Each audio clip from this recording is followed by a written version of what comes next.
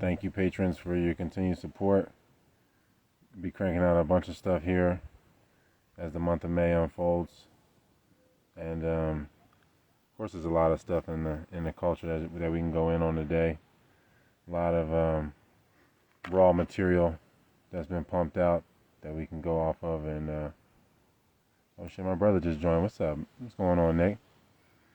Yeah, man. Yeah. So I'm my man Leo here, man. Dro Lucy. How y'all doing? Yeah, man. We're just gonna go over things. You know, of course we're gonna talk about the Kendrick and Drake shit. You know, because I haven't really got to go in at length about how I feel about this situation. You know, and I think it'll be interesting. You know, to say the least. Definitely. And we talk about, you know, a bunch of other stuff. He got a bunch of questions lined up. You guys can ask questions throughout as much as you want. You know, the comments are opened up now, so you can leave comments too. But if you leave questions, then it won't get scrolled up on. So we'll be able to catch any questions if you leave them in the question box. And yeah, man. I don't know if you want to go in on what you want to go in on. Yeah, we could probably go to that, right? Let's just go through the checklist of questions. And then if, you know, the Kendrick and Drake shit, I guess, of course, is going to be lengthy. So it's like, can't really, yeah, you kind of don't want to, I guess starting with that, it's kind of like, you know, kind of like putting the cart before the horse. Yeah, definitely. But yeah, man, what you got in mind? So yeah, the first question is just, why do we tend to reject ourselves through others, like parents, siblings, or people that reflect us in a sense? Could be friends or anybody, kindred people. Like, what do you mean? Like, what's an example of rejecting yourself through somebody? I guess like certain like pet peeves that you don't like or some shit that would bother you, like irk you, just because somebody would do it, or like you see somebody being afraid and you be like, yo, I hate when I'm afraid, so I'm lashing out because you're being scary right now. Yeah, you just do it in the opposite manner. Yeah, just completely go sideways in that way. Yeah. Well, yeah, I mean, I guess it's just it's like kind of like trying to reach with the seats reclined. You know, you're really trying to control things while from the outside in, and I guess it just more so kind of the victim mentality, feeling like life kind of controls you and that you don't have will. You're not really in touch with your own will. Yeah. So then you feel like you're being controlled from the out. You're like convinced that you're being controlled from the outside. So you feel like you have the ability to control others from the outside. And in some respects you do. It's just that there's no real stamina in it. You know, I think you can control people from the outside in. It's just that it doesn't have stamina. You might be able to do it for a generation or even a few generations, but eventually it just has there's no real growth that comes of it, and it doesn't, you're going to be exhausted. You're not going to really have energy to control yourself and to be you. So it's like a false sense of security, basically. Yeah. Yeah. Yeah. And then also like the insecurity, because you just feel like, oh, well, it's like kind of like I got bullied, so I'm a bully type thing. It's like a learned behavior thing. Like you like, oh, you know, it's like a real victim state to try to control others from the outside in, because you feel like that's what's happening to you. It's so rudimentary. Okay. Yeah. Yeah. So that was one. Another one was more in the lines of has there been any natural deaths in history? Yeah, natural death, man. Like to be honest, like what natural death is, I really do. I feel like people have had natural deaths, but it's really rare. I think that yeah, and how would that look like? How does that even look like? Man, like as far as like the scripture is concerned, like, you know, like when Moses was dying, like there was this period, you know, before the end of Deuteronomy. It's like he's like, now Moses is entering the days where he's gonna die. Like he knows that my body's going into this phase where it's gonna die. Yeah. You know, and so I think that to die consciously or die, you know, you know that it's time. Like you see it all happening, like the writings on the walls. No, like you're just facing it though. You're not like running from the fact that it's happening. I think that's more so it, just facing the inevitable, and then like just doing it as graceful as you can do it. And then the body kind of just becoming like just a husk. Because like my dad, you know, is a physical therapist, so he would be seeing death all the time. Like he's mad, like detached from death. So like, because he see people die all the time where he worked, and so because he work in nursing homes. Yeah. And so he would just be like, you know, everybody. He told me that everybody that's about to die, like if they don't die like suddenly, you know what I mean? Like anybody that's been in their nursing home for like a minute, they just reach a point where they just stop eating and drinking. Yeah. And then they just, they just let go. They totally let go of that. And one time he said he had it was like 103-year-old Russian dude, and he was like, "There's nothing left to do." So he just stopped eating and drinking, and then he died. I think it just, Wow. yeah, yeah, but just accepting it. yeah. I think you just reach a point, and it's just like a At grace. peace with it. Yeah. It's just graceful because I feel like ultimately, like, you're not really supposed to die shitting your pants. Yeah. I don't think that's really natural. Yeah. I think that's like just a product of you not being cognizant of like you about to die, like not really fully accepting it. Yeah, just dying of unnatural causes. Like one time I remember I was so not myself in college. I had my roommate. He was like, what would you do if you knew you was about to die?" I was on some shit like, I'm trying to get some pussy, right? I was so not myself, you know what I mean? And he was like, "What, man? I would be praying and shit." He was super Christianed out. And I was like, "Oh yeah, you're right. I guess that makes a lot more sense." Yeah, I guess I could do that afterwards. Yeah, yeah. And Shit. so I was just like, so yeah, like imagine being like, "Oh, I'm gonna eat." It's like prisoners on death row. It's like, yeah, I'm last meal and shit. I'm like, fuck that last meal, I ain't about to fucking shit myself, Like I'd rather just eat nothing, and then just go. And everything is nothing in between me and me, but there's nothing in between me and me. It's just all me. When I leave, ain't nothing in me but me. Just fast asleep. Yeah, and then your body just gradually kind of shrivels into like kind of like the same way like a flower like shrivels, and then it's just the seed on the inside, and then that shit just decays. Like you would kind of go back into the seed state, like metaphysically though. Obviously your body just becomes dust, but I think like so much of it, the fear and the trying to ignore it and trying to act like it's not about to happen. People be like, I'm gonna just keep eating and drinking and smoking and fucking as much as I can, and then the goalpost gets moved up on them, and then they're like, oh shit, and then they shit themselves. You know what I mean? It's like that's not even how I feel like death is supposed to be. I feel like you're supposed to have like a whole phase of like where you just dreaming consciously more and more because you're just not eating and drinking.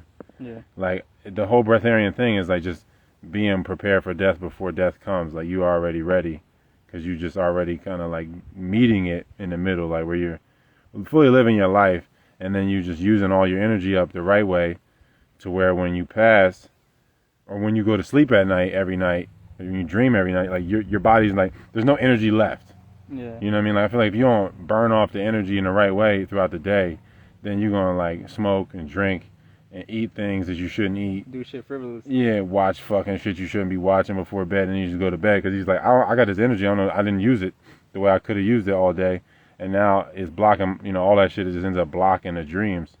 So I think as you gracefully age, you will get to a point where you're just like, all right, my dreams is top priority, so I can be myself. You know what I mean? I need my dreams. So I can live them and bring and realize I'm here while I'm alive.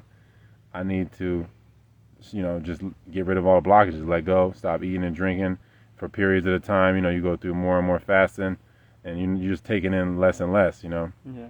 And then your dreams just become more and more vivid to where like you're living more there than when you awake, kind of in a sense. Like it's like if you're an old man and you're just, you're on your way out, but you have these dreams of being a young boy. You feel more alive being a young boy, and like that's just like the next experience for you. It seems like a dream, but it's like what you're about to your consciousness is about to rotate into. Yeah, just transferring consciousness into another body. Yeah, and yep, and I mean, so that next experience, like you want to like meet it full force and not shy away from it, not try to like hold on to this one and block that transition. So so that when you pass, then you're behind the momentum and it's not in front of you and it runs you over. So you just black out and then wake up, 1,000 years later. And you shit yourself. Who the fuck you are. Yeah. You know what I mean? I think ultimately shitting yourself is the problem here that I'm trying to get into. You know what I mean? That I think that's like where we at. Like I feel like that's abnormal. Anybody that dies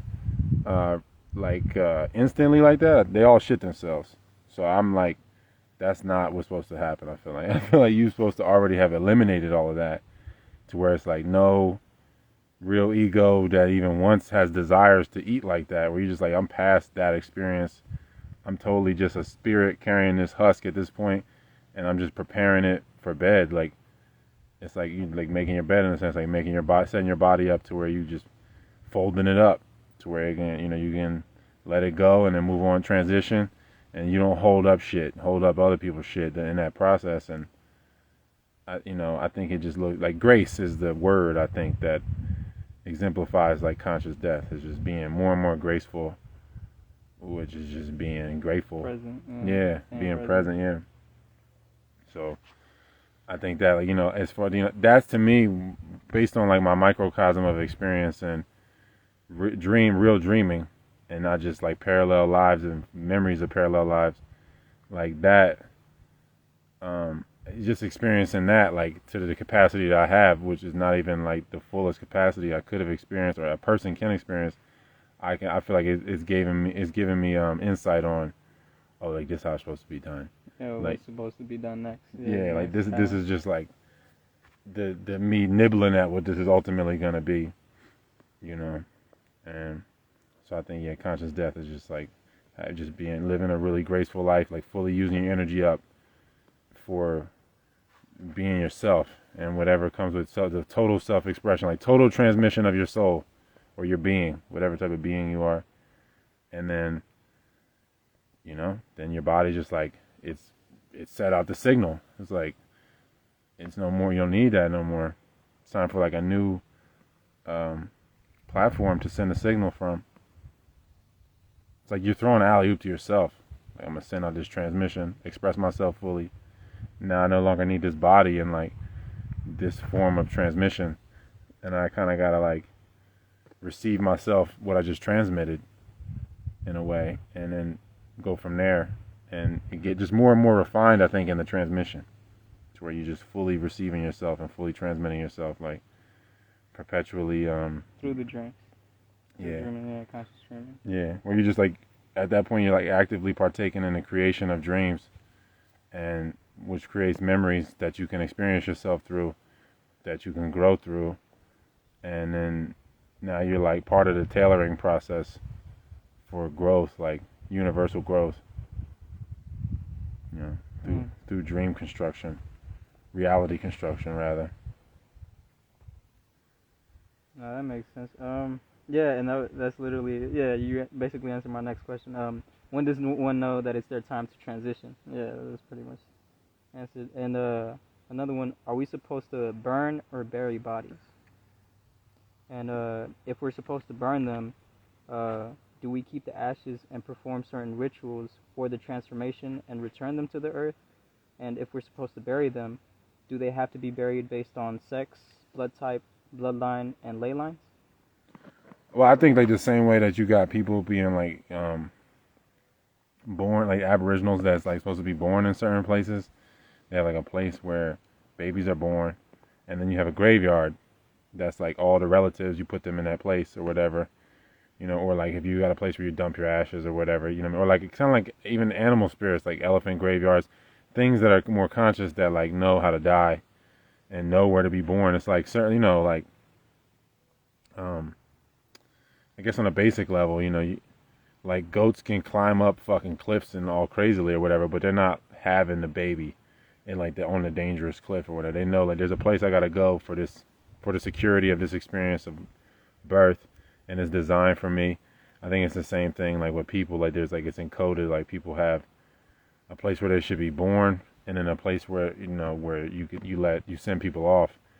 And I feel like if everybody's fasting at the end of their life and they're gradually reaching that point of fasting, and their body is so light at that point, then I don't really think there. I mean, I feel like as far as there's not much really left to bury.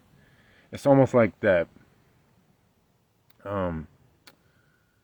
There's that show. It's like called like Three Body Problem, and like there was it was like a parallel universe type show with like VR and everything, and so they would go into the VR in the one, and then people would they didn't die, they would just get dehydrated, fully like, and then they would just like fold them up, and they would just be like a dehydrated like little blob, and then they would go to like these living waters, at the reset points. Yeah. Like when everything would reset, they'd be like, all right, we got all the people that died.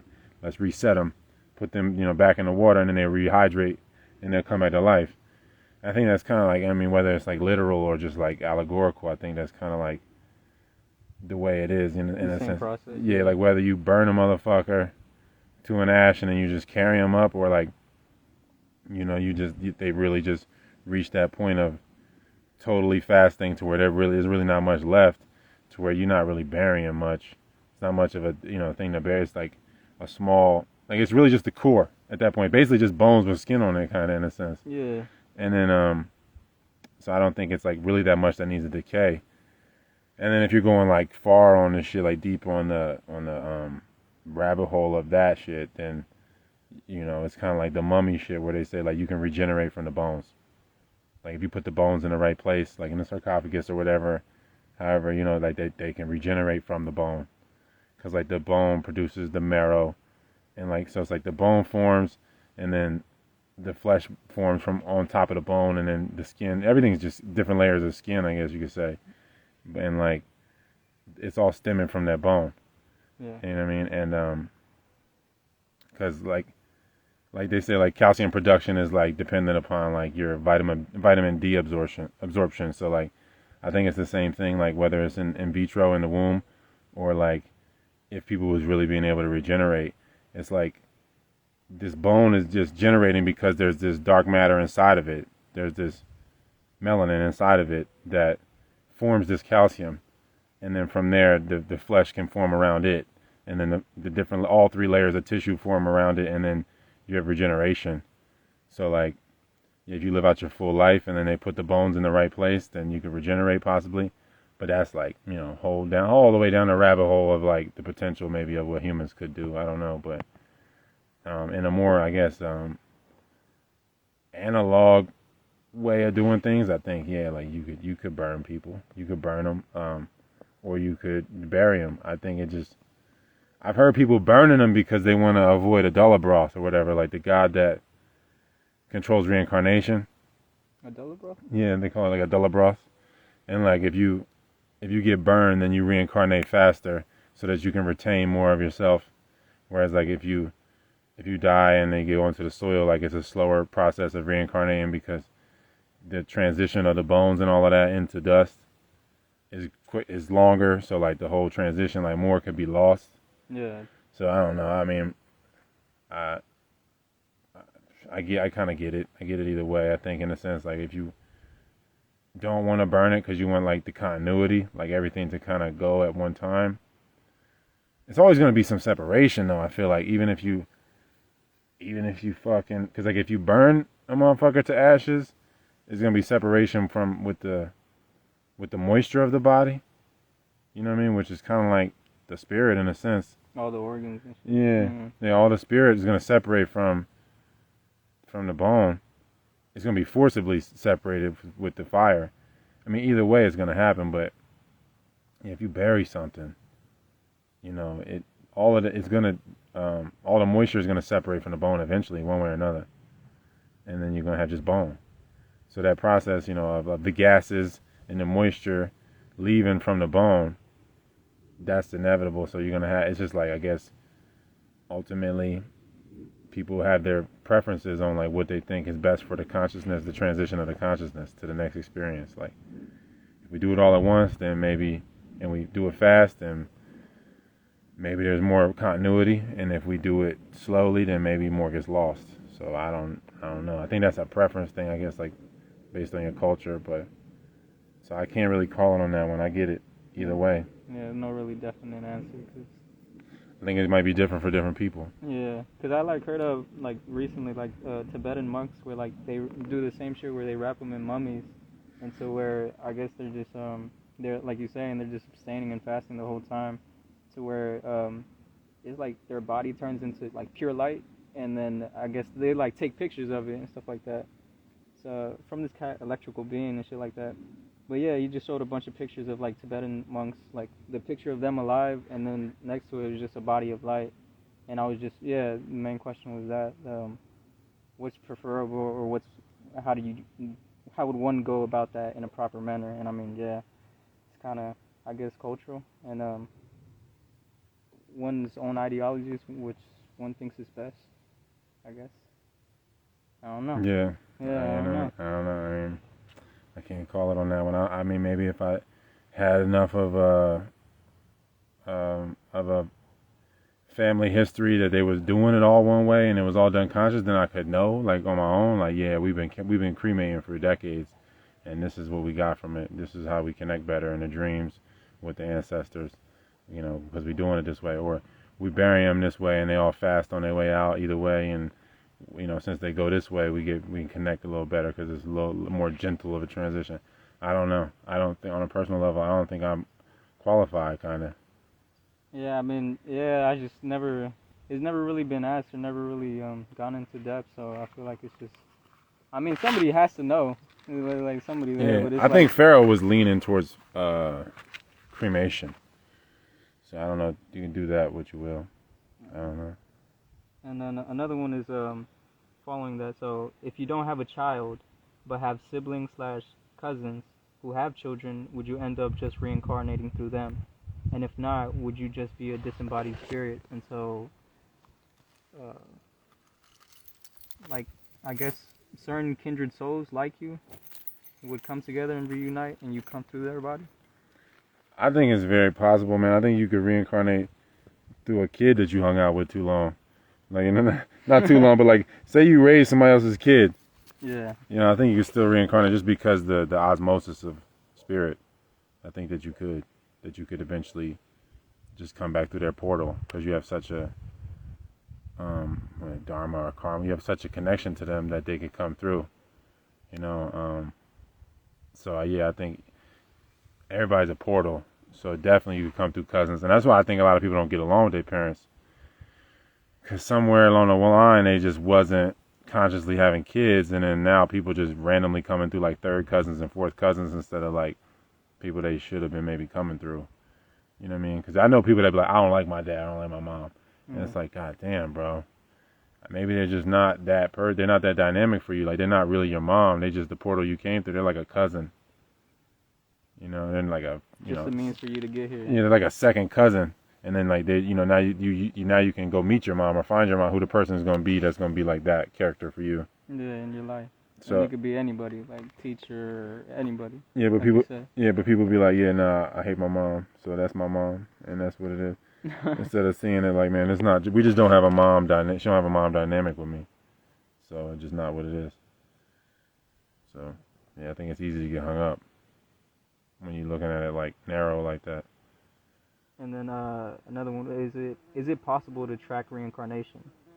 And then my references would be like Project Stargate, and then I remember Raul Nefra mentioned that basically that supposedly in one of his lives you're supposed to wait 4 days after death before starting to perform spiritual evolutionary ceremonies because the deceased is yet to realize they have passed.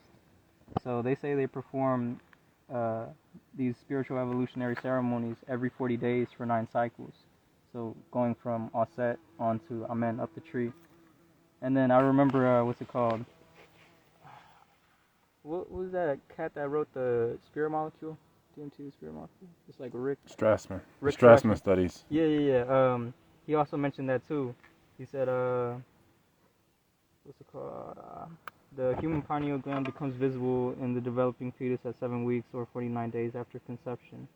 And then it's saying this same 49-day interval marking 2 landmark events in the human embryo formation. So it says that at the same time as the pineal forms, then the gender is chosen. And so thus the soul's rebirth, the pineal, and the sexual organs all require 49 days before they manifest.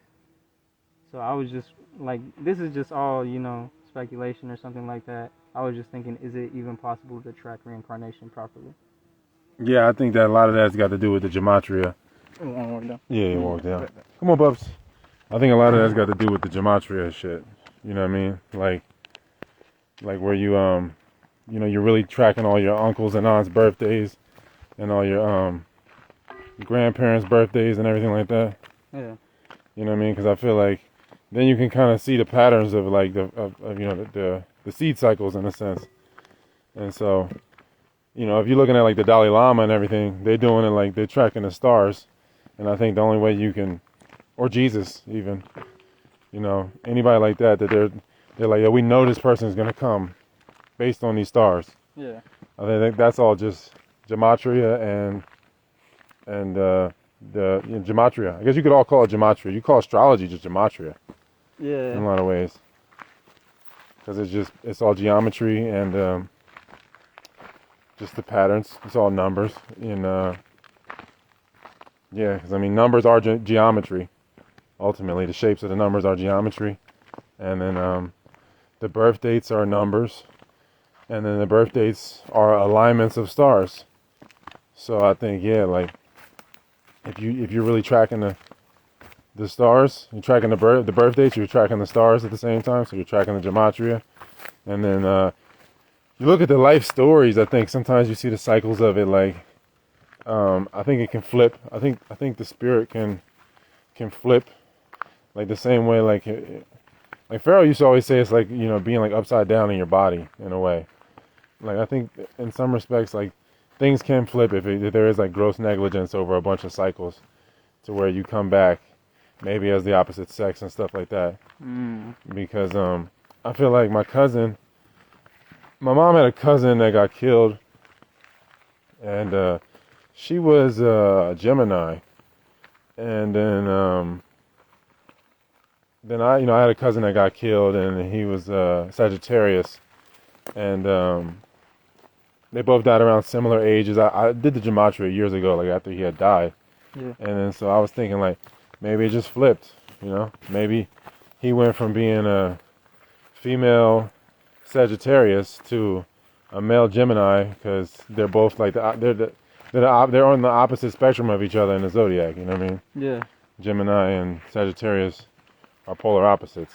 Oh shit. Yeah. So I mean, I think like whether that's correct or not, I think that that's like a different way that I think you could look at it. Like the experiences kind of play out and show themselves, and like ultimately, if it is a loop, it's as it goes forward, it's actually going backwards, and as it's going backwards, it's actually going forward. So I think it's certain like characteristics of the experience that the person is going through or the being is going through, I think are going to remain the same. Like there's going to be a core experience that doesn't change. And I think whether you're male or female or different shades or whatever, I think that's all like the core experience is going to be the same, like the essence of it. Like you might be insecure over money in one lifetime, and then the next lifetime you're insecure over something else, but like the basis is like you're insecure about, and that's like the fundamental, the core of the experience is insecurity or something. Yeah. Like you might be racist. Like I think I kind of look at it like my dad, like racism is racism, and it's like more racism don't solve it. And I looked at it like my dad, his dad was mad racist, right? And then like I feel like it made me feel like if I just hate people like him, that it'll protect me from being like him somehow. It's the crazy thing. Yeah. And it's like he grew up not liking black people, and then that whole experiencing, I guess his lack of presence and not knowing him and everything, and just that being the reason I don't know him is it kind of like propelled me to be like, all right, well then fuck white people. You know what I mean? Yeah. But then I look up one day and I'm like, damn, I guess I'm like just the same as him. We both got similar birthdays, and like I'm probably just like him. I don't know him, but I mean I'm probably just like him, and maybe that's why I don't know him, because it would be a redundant experience to even meet him. Yeah, because it'd be just like there's no contrast there. It's just like I wouldn't even get nothing out of it, and I guess that's why life was like, yeah, there's nothing there. You're not gonna even know this person. And then I could just look at it like, oh man, I don't know my grandfather. I didn't have a grandfather. The guy was racist. And then it's like, it all kind of showing me who I am. You know what I mean? In a sense. Like, and it all flipped, I guess. But it's all the same. The essence of it is the same. It's like, just ingredients mixed in different places. Yeah, the fear or hate is the same. Yeah. It's the same. So, I think that's why, I looked at it too, like same thing with my mom's side, because like my you know, I never knew my mom's dad. She never knew her dad, you know. And then, like, people in the family told us, you know, like, early on that this, you know, my grandma was forced into prostitution and this guy was a trick. So then I look up in my life experience and I'm like, I'm being a pimp at different times. And I'm like, damn, this is like, I'm being the same guy. I'm being the guy that I hated and I wasn't there. And I'm judging this whole experience while I exist. But I'm like, oh, it's basically like me. Yeah. It's like the whole thing is just me. And I'm like, just seeing me, like the culmination of me. Like how this, you can't even, it's like going to the bank and trying to get like, you're trying to get gold out the bank and they only got silver. It's like, nah, man, this is this is the ingredients. Yeah. This is what you made of. This is what it is. And you're going to have to figure this out. Try to transmute that Yeah, shit. yeah. Really do the alchemy or the transfiguration on that. Because I just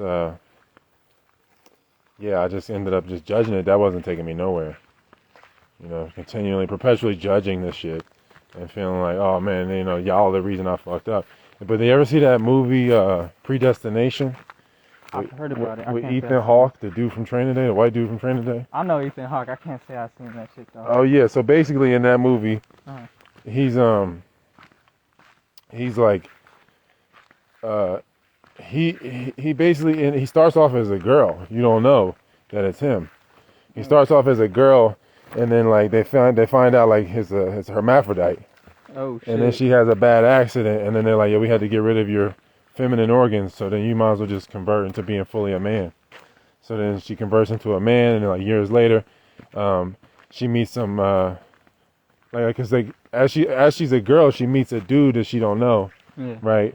And she gets pregnant, right? Mm-hmm. And then she has the kid, and then she has the accident, and then she has to convert into a dude. So then she like gets rid of the baby, and so she don't realize like the man that she met was herself coming back in time, and then the baby was who she was gonna be, and it was like infinite loop.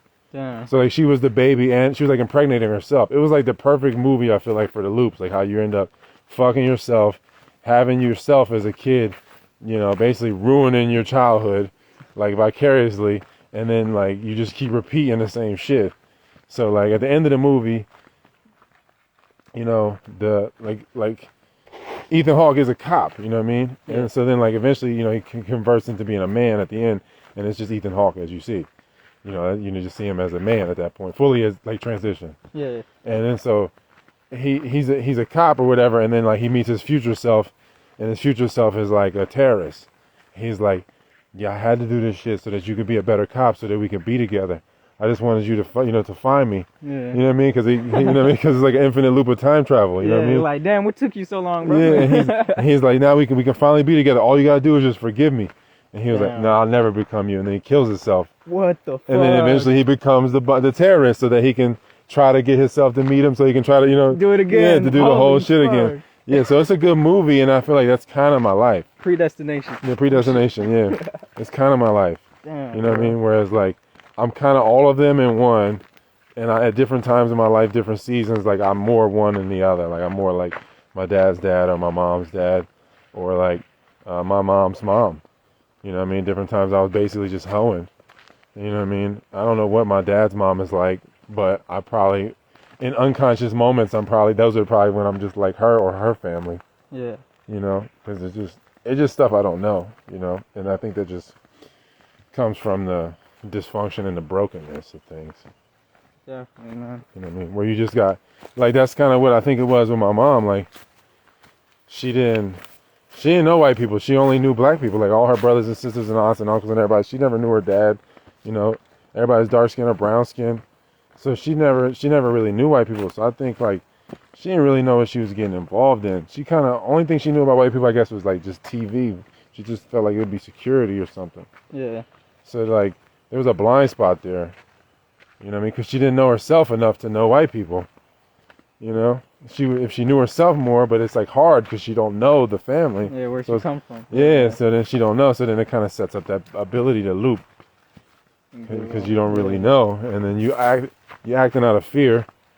You know, you're not acting consciously, like really making moves because like you want to do the shit. You just like trying to survival and shit. Yeah, and just trying to be like, oh, you said I'm just being contrarian. Like, oh, that's what that is. I'm gonna be super black. or I'm gonna be super this, I'm gonna be super that, just to try to counter. Yeah. And then it has to bounce back. Even out, yeah. And then it's gonna do it in an unconscious ass way because you did it mad emotionally instead of like actually getting to the bottom of it and like balancing things out. What other questions you got? That was pretty much it. That was one of the main questions I had, man. But yeah, I can relate to that, man. Just seeing the whole patterns loop around, cause yeah, like my grandfather, he would smoke. He was smoking since he was young and like us, and yeah, just picking that habit up, when I was 9, and then with my brother, he was like 11 at the time, and then smoking became a daily shit and things like that. It just really showed me how this shit just loops back around, man. But I don't think he ever tried bud, man. He just cured tobacco. Yeah, it's funny. Yeah. Like one time he came to our house, man. We were back there, and I know he knew what the smell was, and we offered him. He's like, nah, I'm good, man. That was like one of the only times we smoked for our grandpa, man. But yeah, that should be wild, man. Cause I mean, my mama telling him, hey, man, you should stop. Come on, you should do this. Trying to get him to change and all that shit. But everybody's gonna die how they want to. And transition, live their life. So, yeah, man, it'd be crazy. I'll be seeing myself like, damn, am I gonna die on that hill too? Just being on that shit. Yeah, man. I mean, I've been smoking since I was 12, so like daily shit since I was 12. So that's like, I'm about to be 23 right now, man. So it's a good 10 years of just fucking up my brain. Yeah, you started early, man. It's like kind of like my brother. He started real early. And like it's kind of just like his life now. It ain't even like it's just what it is for him. Like smoking is just in his life. Yeah, man, and I mean that's me too, bro. Cause I be like smoking when I wake up, then midday, then at night, and it's just a terrible habit. I just be on and off. I would need to like have severe breaks, like a day or two, and then I could finally have some footing to actually. Last time I had seen you, you had quit for a while though. Yeah, last time it was like, cause I stopped smoking for like a day it was like 3 days, and I got super paranoid when I smoked that third day. That just put me off even more. So you was like, fuck this shit. Yeah, so when you saw me, it was like, I was like 4 months sober, something like that. But then immediately, like, a month later or so, I think like in June, my brother asked me if I could get him a vape, and it was funny. I was pulling the shit. When you buy vapes, they tell you, hey, can you draw it, make sure it works. And I was pulling the shit, but I just held it in my mouth and shit like that. And I didn't think it was working. I saw the smoke, but I didn't feel the effect. So I was like, nah, this shit ain't working. So then I finally took it in, and then I just relapsed to where I'm back now, to where I barely just stopped. I took a break just now. When I first got here, which was on the 8th and shit like that of May. So yeah, man, it's a crazy fucking loop, bro. Yeah, man. Yeah, weed is a wild one. Weed, I be staying away from the weed because that shit it sneak up on you, and you do that shit one time, and then you be like, I'm weed. It's just back. I'm a stoner again. I have quit weed for 2 years and like 2 weeks. It'll be 2 years. So it's been like 102 weeks right now. No weed. I'm pretty glad, you know what I mean, honestly, because, like, I feel like weed was something that I just didn't work with my chemistry. I think other people, maybe they can get shit done, or they can keep weed in a different place, like, where they just do it, like, minimally. But I don't know how to be like that. If I'm smoking weed, I'm smoking weed every day. Yeah, man. Yeah, man. But yeah, that's all the questions I really had lined up, man. Yeah, man, I mean, I'm going to go through, I guess, what some of these people said maybe here.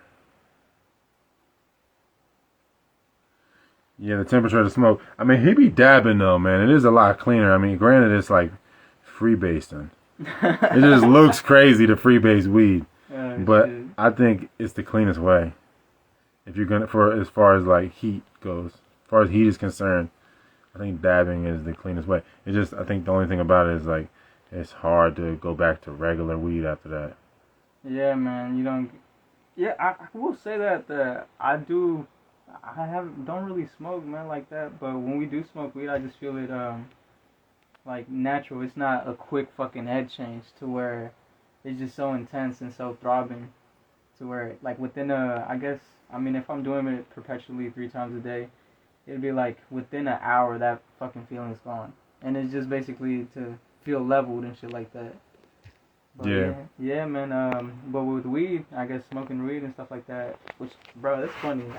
We've been dabbing. We haven't even really smoked weed like that. I think the last time we smoked weed was like here, in May and shit like that. Oh, like 2 years ago? Yeah, when we bought all that fucking weed. And shit. Yeah. That's the main time we actually rolled up. And That's shit like crazy, that. yo. Yeah, man. So we really just be heavy on that fucking shit. It's tough. Yeah, weed is a tough one. I think weed might be the worst thing to quit, honestly, because no, I don't know. Alcohol though is like socially acceptable to just murder yourself. So, yeah, man. What was I gonna say? Nah. Shit, man. Somebody was talking about circumcision and what it does to your nervous system. I think we had a conversation before. Like, you're not circumcised, right? No. Yeah. See, and neither is your brother, right? No. You're like, yeah. See, I really feel like. What's funny though, well, my dad wanted to get us circumcised, but my mom didn't. Was your dad circumcised? I think he is. I don't know, but I don't think he is. But he ended up getting like some fucking urinary tract infection or some shit, and then he was like, ah man, maybe I should have fucking, circumcised y'all. I was like, what the fuck kind of logic is that? That's wild, yeah. Yeah, I was like confused, but yeah. Let me just rip your nails off forever, maybe so you stay clean. That's how they act about it. But nah, I don't know. Like somebody was just saying, like, what does it do to your nervous system? I just feel like I got trust issues forever, man. It's like, imagine if like your first day of work or first day of school, somebody just like mutilated your genitals and like ripped you out away from your mom and like cut your connection to your mom, like and really suffocated you too. Yeah. Because you can't even breathe, man. Yeah, 30% of your blood volume is in the placenta. So if you cut the umbilical cord, the baby is suffocating. They can't breathe. There's not enough blood in their lungs, so they can't really breathe. And then you fucking mutilate their genitals. Then you stab them up with a bunch of fucking chemicals. That's like a compounding trauma that, for most nervous system, you're gonna have trust issues and like a bunch of bypassing methods that just keep you stuck in loops. So I don't know, like when I'm like, I feel like being around you and your brother, man. Like, I don't know, I didn't know y'all whole life, but I know, but I feel like y'all like got such a genuine energy about you, and I think I'm not gonna be like, yo, it's just because you weren't mutilated but I think that it did help a lot. Definitely, man. That you was not violated in that way, and that's where like too, like, I don't know, I feel like that's my big separation from a lot of conservatives, because I feel like a lot of conservatives condone the behavior. You know what I mean? Like, I have these big breaking points where I feel like to the outside world I'm gonna appear liberal or some shit. I don't know. Most of the world is uncircumcised. So it's like, circumcised motherfuckers are the abnormal motherfuckers. And it's an old covenant between, Israel and their God, or whatever you want to call it. Yeah, I was now that you bring that up, I was gonna ask that. When I first read it, I was like, what the fuck is up with circumcision in the Bible? It's just like, I mean, I don't know. Like, see, my thing too about it too, I think it might have been, it's such a loaded subject, because I think, because they talk about in different parts of the Bible that we need to have circumcised hearts. Like, you need to have, like, you have to cut away all the pride, everything in your heart, all the pride and fear in your heart. You have to cut that away. That's the only way you can enter the kingdom. And so I think that somewhere along the line, it might be a mistranslation. You never know with that, you know what I mean? And then I feel like that's not their culture. I feel like everything is lifted from, they'd seen that around them, and they weren't the first people to do that shit. Because like Moses, he got all his game from Egypt. First 5 books is books of Moses, and Moses was, he was not an Egyptian, supposedly, or whatever, but he was put in a fucking raft, and they, pushed him down the Nile and then he got adopted by some Egyptians, and then he got put on game, and then he became Moses, you know. And so I don't know. Like I've heard that in Kemet, or what people call Egypt, they were doing circumcision. It just wasn't at a youth, like at a baby age. It was like a rite of passage when you're like 13 if you want to do it, I guess. It was something that you did as a covenant or whatever, but I don't know, man. I think that I can't really make it make sense to just cut off 20 to 30,000 nerves, and it's the most sensitive part of the male body. I don't know. I just don't see. I can't make that make sense. Logically, no way I can make that make sense. It's just like cut off these nerves. Cut off a massive bed of nerves. It's like, what?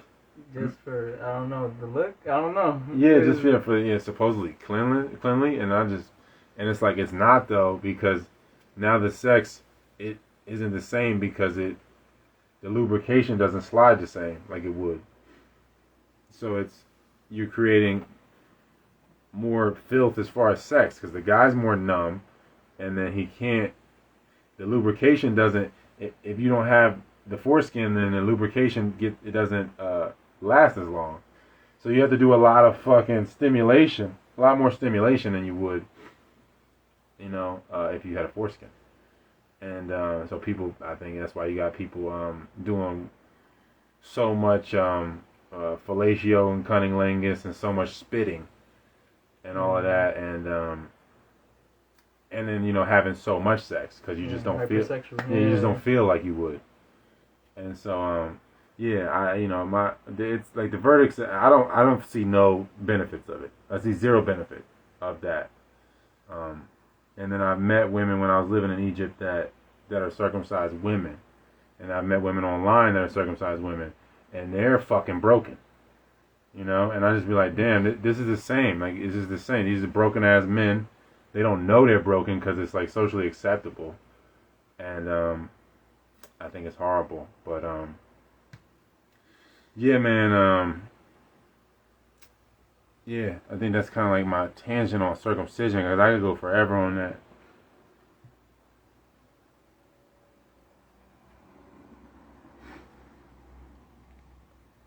But yeah, the agents in the movie Predestination, they did keep the shit going.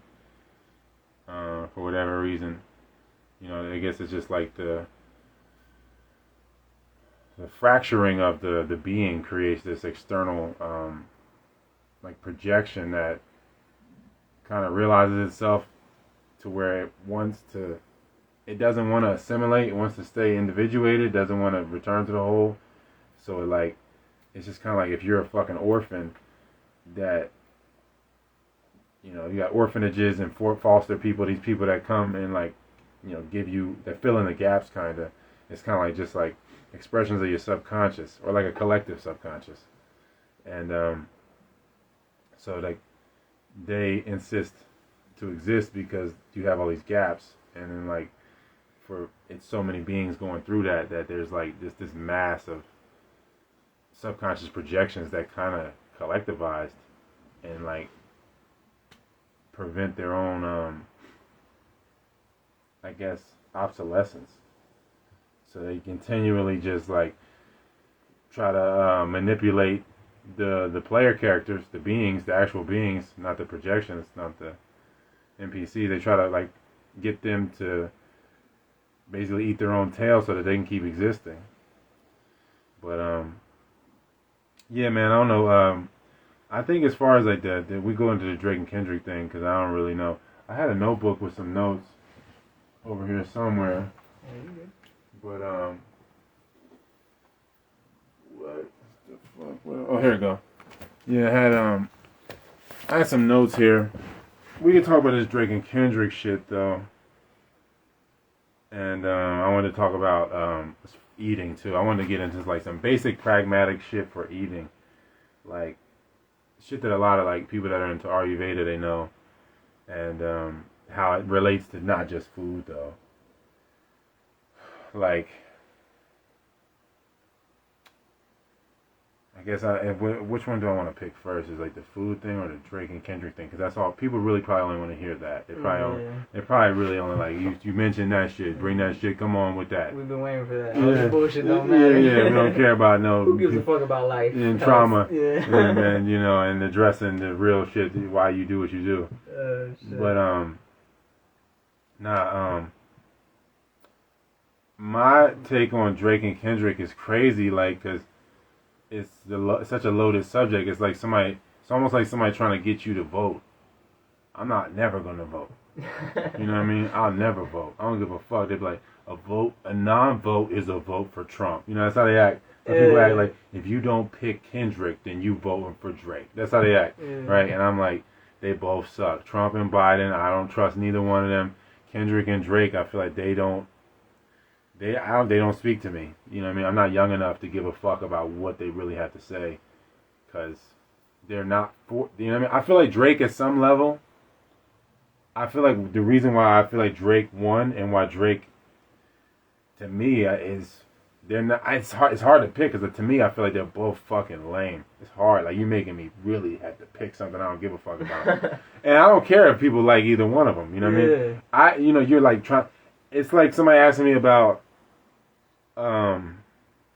like Kid Rock and Limp Bizkit or something. Who's better? And I'm like, I don't give a fuck about either one of these guys. But I guess if you make me pick, I guess Fred Durst. I guess Kid Rock. Who cares? That's how I look at it. But like, so yeah, like for that situation, I just feel like when it comes to Drake and Kendrick, I just I went with Drake on the situation because Drake is already, I think he's being, like, what do you expect him to be? It's like you're attacking status. Like, if you was to get this out the way, I guess, if you were to eliminate status, like, I feel like the whole shit, like, people be like, yo, if Kendrick is just like, if Drake didn't exist, then he would be that guy. It's like, no, you would never be Drake. You would never be Drake no matter what. No matter what. You had to make universal cheesy shit to be this guy. And that's the only way status will exist, if you make universal cheesy shit. Otherwise, you're all going to just be making organic shit and rapping in the basement with your mom or whatever, or like with your mom's crib or like at your uncle's crib. There's no way to have status. There's no way to profit from that shit. Yeah, it'll just be organic. Like, if we was all organic farming, why the fuck do I need to buy anything from you? Why do I need to hear about anything that you doing or making or saying when I'm doing the same shit? I'm already in the same process. And my brother's doing it and everybody's doing it. It's like, what's the point of it? And it's like, y'all don't want that.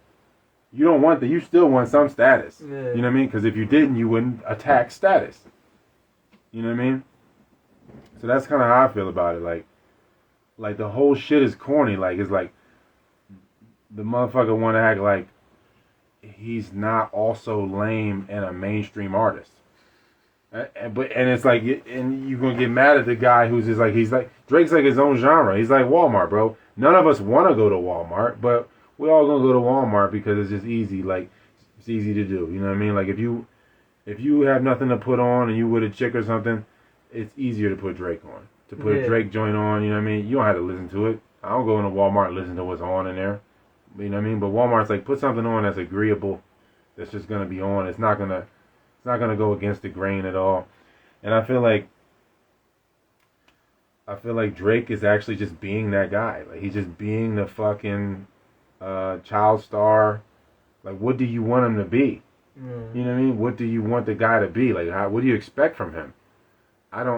If you want status to end, then everything else has to collapse. Yeah, everything else is gonna go away. You know what I mean? So it's like, come on, bro. Like, it's probably a bunch of like Michael Jordans that was out here and LeBrons that's out here. You know what I mean? But you gotta have status. You gotta have somebody who's gonna have.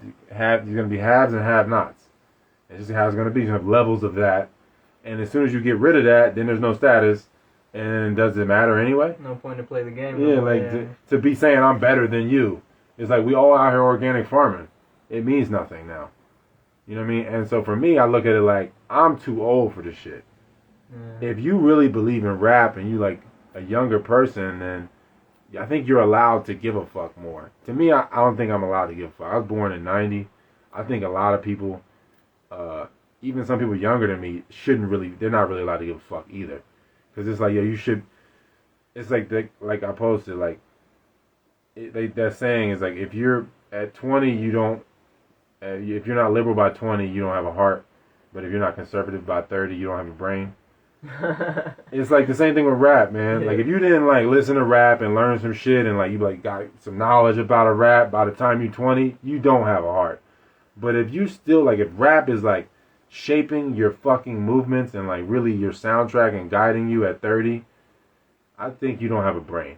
You know what I mean? Honestly, at that point, like rap is not supposed to be a guiding force or something. I'm not going to rap to study.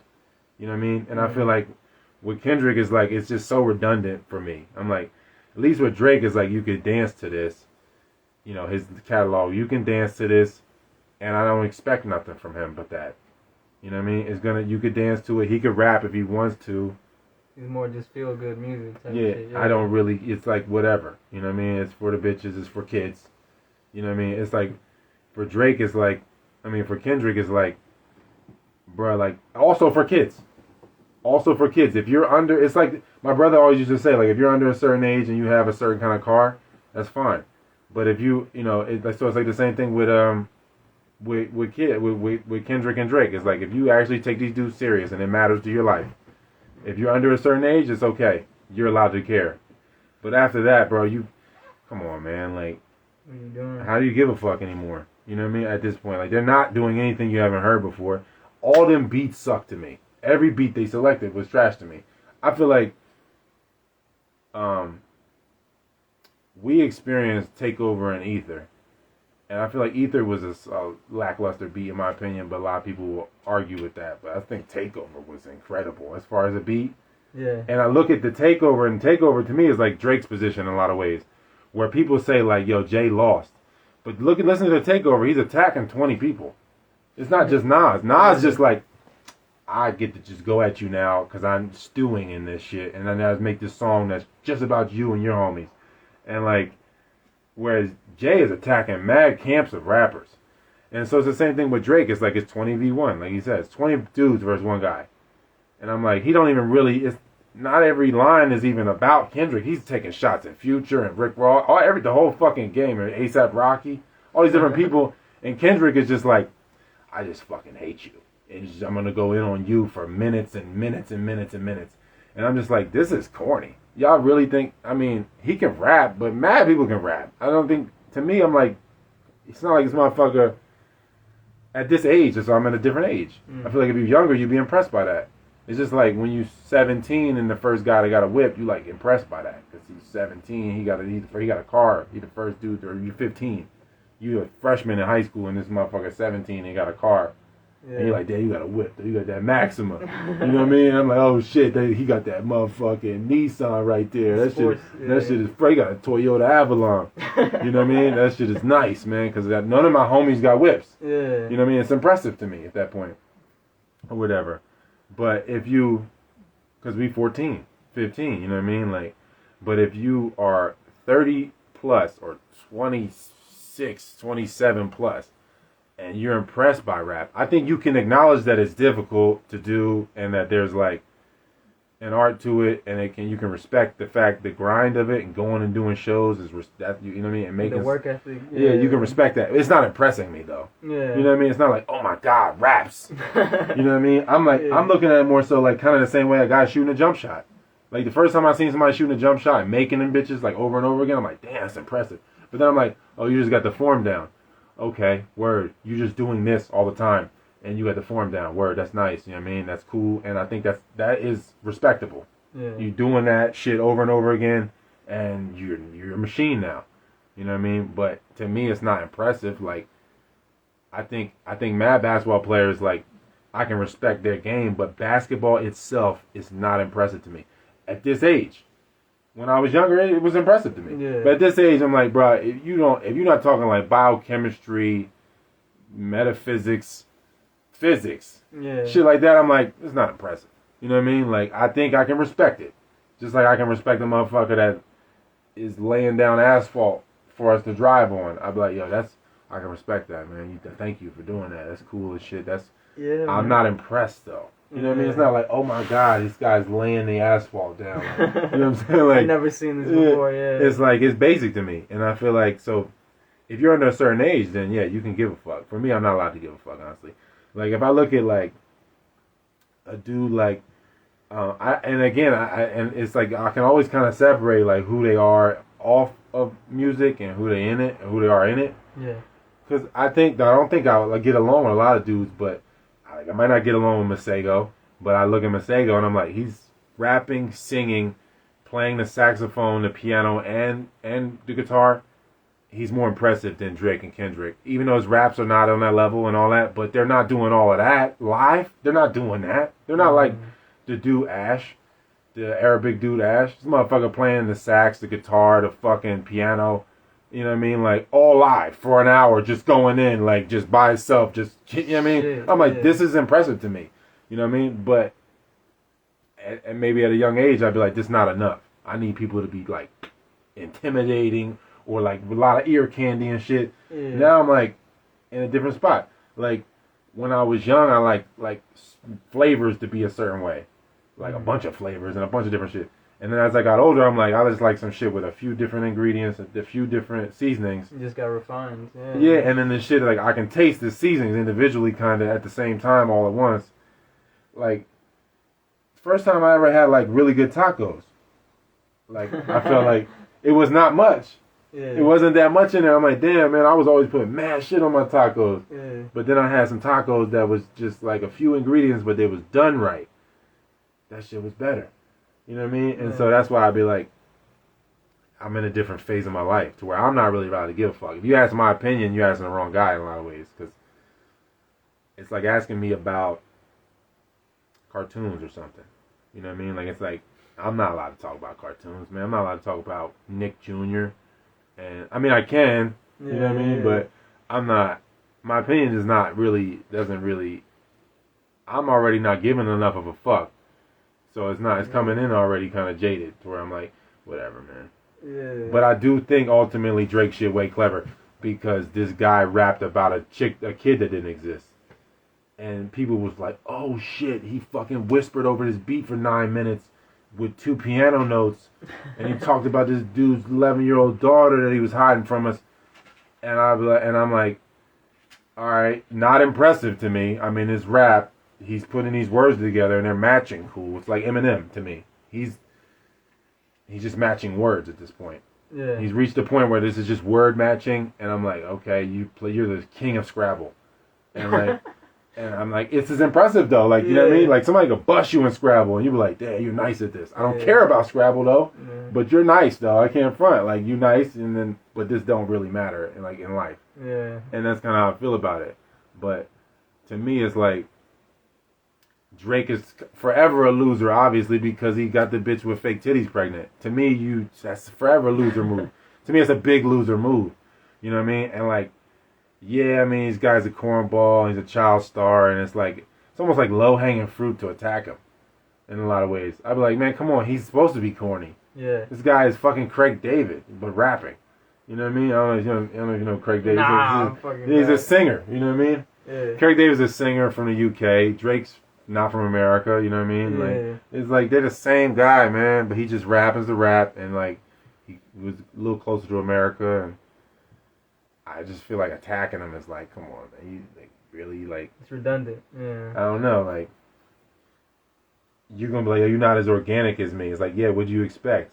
They don't make fucking organic Drake. They don't come in organic. You know what I mean? Like, you know what I'm saying? It's like one of them things that just don't come in organic. Like, so like, what do you expect? I don't know. And so I think the way Drake played it in the long game, it's gonna like to me. Like, you look at the Ether and you look at Takeover. And I'm like, I'm not putting Ether on. I'll put Takeover on and work out, though. Ain't going nowhere. That shit is hard. You know what I mean? I can listen to that I can clean up the house. I'm not really putting Ether on. Yeah. I feel like it's like a thing that happened. And I'm like, this was a point in life when, like, rap got a staple put in it. And this is, like, something it's like a rallying point almost of, like, the culture. You know, and I think at the time, yeah, it was cool. Aether was cool, but then I look back at it, I'm like, that Ron Browz beat. Where's Ron Browz now? He's not Kanye. Kanye made the takeover. You know what I mean? Yeah. Jay had better taste. Nas is a way better rapper to me. Way more talented. You didn't make a better song though there. And I feel like Kendrick's songs, I'm not listening to them songs, man. Like Drake joints, you can work out to them or you can dance. You know, you can hang out with a bitch. They can just like it's nice back. Like Mos Def said, like if you in the store, you picking tomatoes. You know what I mean? It's fun. You know what I mean? It's fun, man. Drake, it's fun. I think it's fun, but like, do you expect Drake to be anything but that? To like even attack him, it to me is like a clown move. But they both clowns to me. I look at it like y'all both. Like if I look at Kendrick's camp, you know, he had like what Absol, who fucking tried to kill himself, a clown. Automatically, you try to jump off an overpass, you're a clown. None of my homies try to jump off an overpass. I got not one homie like that, right? And then you got J-Rock though. J-Rock has the authenticity, and probably the hustle about him, but the raps are like not there. You know what I mean? So like you added them all up, then they're like a Nipsey kind of. Like Nipsey was like a good balance of like the raps can get pretty dope, but then the character you just love it. It's so much authenticity. He's getting beat up by Big U, still coming back. You still respect him somehow. He's just taking ass whoopings, but he's giving ass whoopings too. He's smacking people at the Source Awards or whatever. He's he's just being more raw. You know what I mean? To where like I'm like, yeah, you're not. All of y'all together are like, and still not Nipsey, and you'll never be Nipsey. And yeah, so I think that's kind of like my barometer for the young rappers. That class, I mean, because they're not even the young. Drake's old, Kendrick's old. Nipsey they're the same age. They all like the same bracket. They're older guys now. You know, rap is like really for like 18-year-olds. You know what I mean? Like 18 to 25 is like really what rap is for. And then like after that, then you get into movies and then like just hoeing, and just trying to like keep the shit going that you did when you was young. But like, I think that Drake is who he's supposed to be. I think them songs was way more clever. I think all them punchlines at the lunch table for kids is way more clever to me. I think Kendrick shit is like, to me, it's just sad. To me, in a lot of ways, that you would give a fuck about another man that much, to take it there to that point. And then also, the people like his raps is like he's trying to get the people that subscribe to certain things to dislike him because he know like it's like sad to me. Like he like, why don't you do some ayahuasca? I'm like, bro, you a grown ass man, telling another man to do some substance, bro. You think that's gonna change his fucking life, bro? I did ayahuasca. It didn't really change my life, yo. Honestly, like I mean, I did mad drugs. I feel like not doing drugs helped change my life. You know what I mean? I think it. I don't know. It's just me, but I just not about to tell another man like, I think you got like an emotional problem. It's like to me, it's coming off as like it's like any of them bitches that's in the fucking Instagram world that's like we're doing sacred ceremonies. You should do this and unlock. You know what I mean? I'm like, you know that the people that listen to you are like this. They're not hustling dudes. You know what I mean? They're not athletic, a lot of them. Some of them might be. They're like more like bookworm dudes and people like that. And like the conscious. All the people that, if Mos Def was rapping to his highest capacity, they'd be listening to him. That's how I look at it. And Common and Dre 3000. You know what I mean? That's like a offshoot byproduct. That's who like Kendrick is to me, and Drake is he's just like a mainstream chimera creation of a bunch of stuff. You know what I mean? Like he's like a toxic, like the Toxic Avenger, like a bunch of shit that got molded together. You know what I mean? And like I don't expect nothing from that guy but that. Whereas like you gonna tell Drake to do ayahuasca? You think that's gonna change his life? You think what? What do you think is gonna happen? I don't think it's gonna change nothing.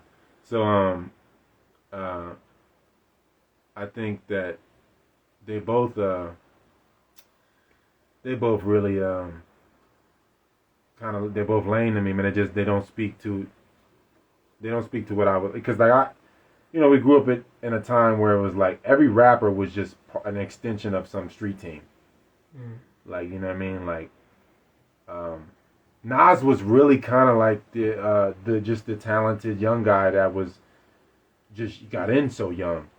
He was fucking. He was around them people, like Supreme McGriff and all them people. Like he was around them, but he got in so young that rap kind of sheltered him from having to be that. Whereas like 50 just came up with Supreme McGriff, Jay-Z, and Dame Big and Biggs Burke. They all was hustling, and he just is like the face of that. You know what I mean? Like, and Nipsey's just the face of Rolling 60s. This is criminal enterprises. Yeah. They're just a face of that, and that's what rap has been for a long time. And like, same thing with Puffy. Like, It's the front man. yeah, like you're just a face of a money laundering operation, basically. And like, look at Pac even, Suge and them. Was it the dude Harry O? Harry O, I think that's the guy's name. I think put up the money for Death Row. They just put up the money for Denzel Washington's career. You know what I mean? Like they're faces for an extension of a money laundering operation for a criminal enterprise. That's what rap always was. And everybody that was like into it for the art was just like more so like it's like on the conscious backpack like Dr. Dre kind of guy. You know what I mean? Like, honestly, Dr. Dre's like I'm in it for the music and the art, and I'm kind of a music nerd. You know what I mean? And I think that's fine. But like as far as like the era that I grew up in was like you're doing rap to launder money and to expand your clout to continue to get more money in the streets until you just until you be Jay-Z. Don't have to. Yeah, to where you just got so much money and you own the business, but you're a hustler first, rapper second. Like rap was always kind of like it was not like what didn't define you. I feel like it was a byproduct of your hustle. Yeah, like, and I just feel like you just threw the hustle into the rap. And rap, I feel like it's something that now it's like when everything fails, people just do it. Like fuck it, I can rap. Yeah, I can be a rapper. Yeah, like I can't hoop no more, I'm gonna be a rapper, or I can't do this no more, I'm gonna be a rapper, or whatever.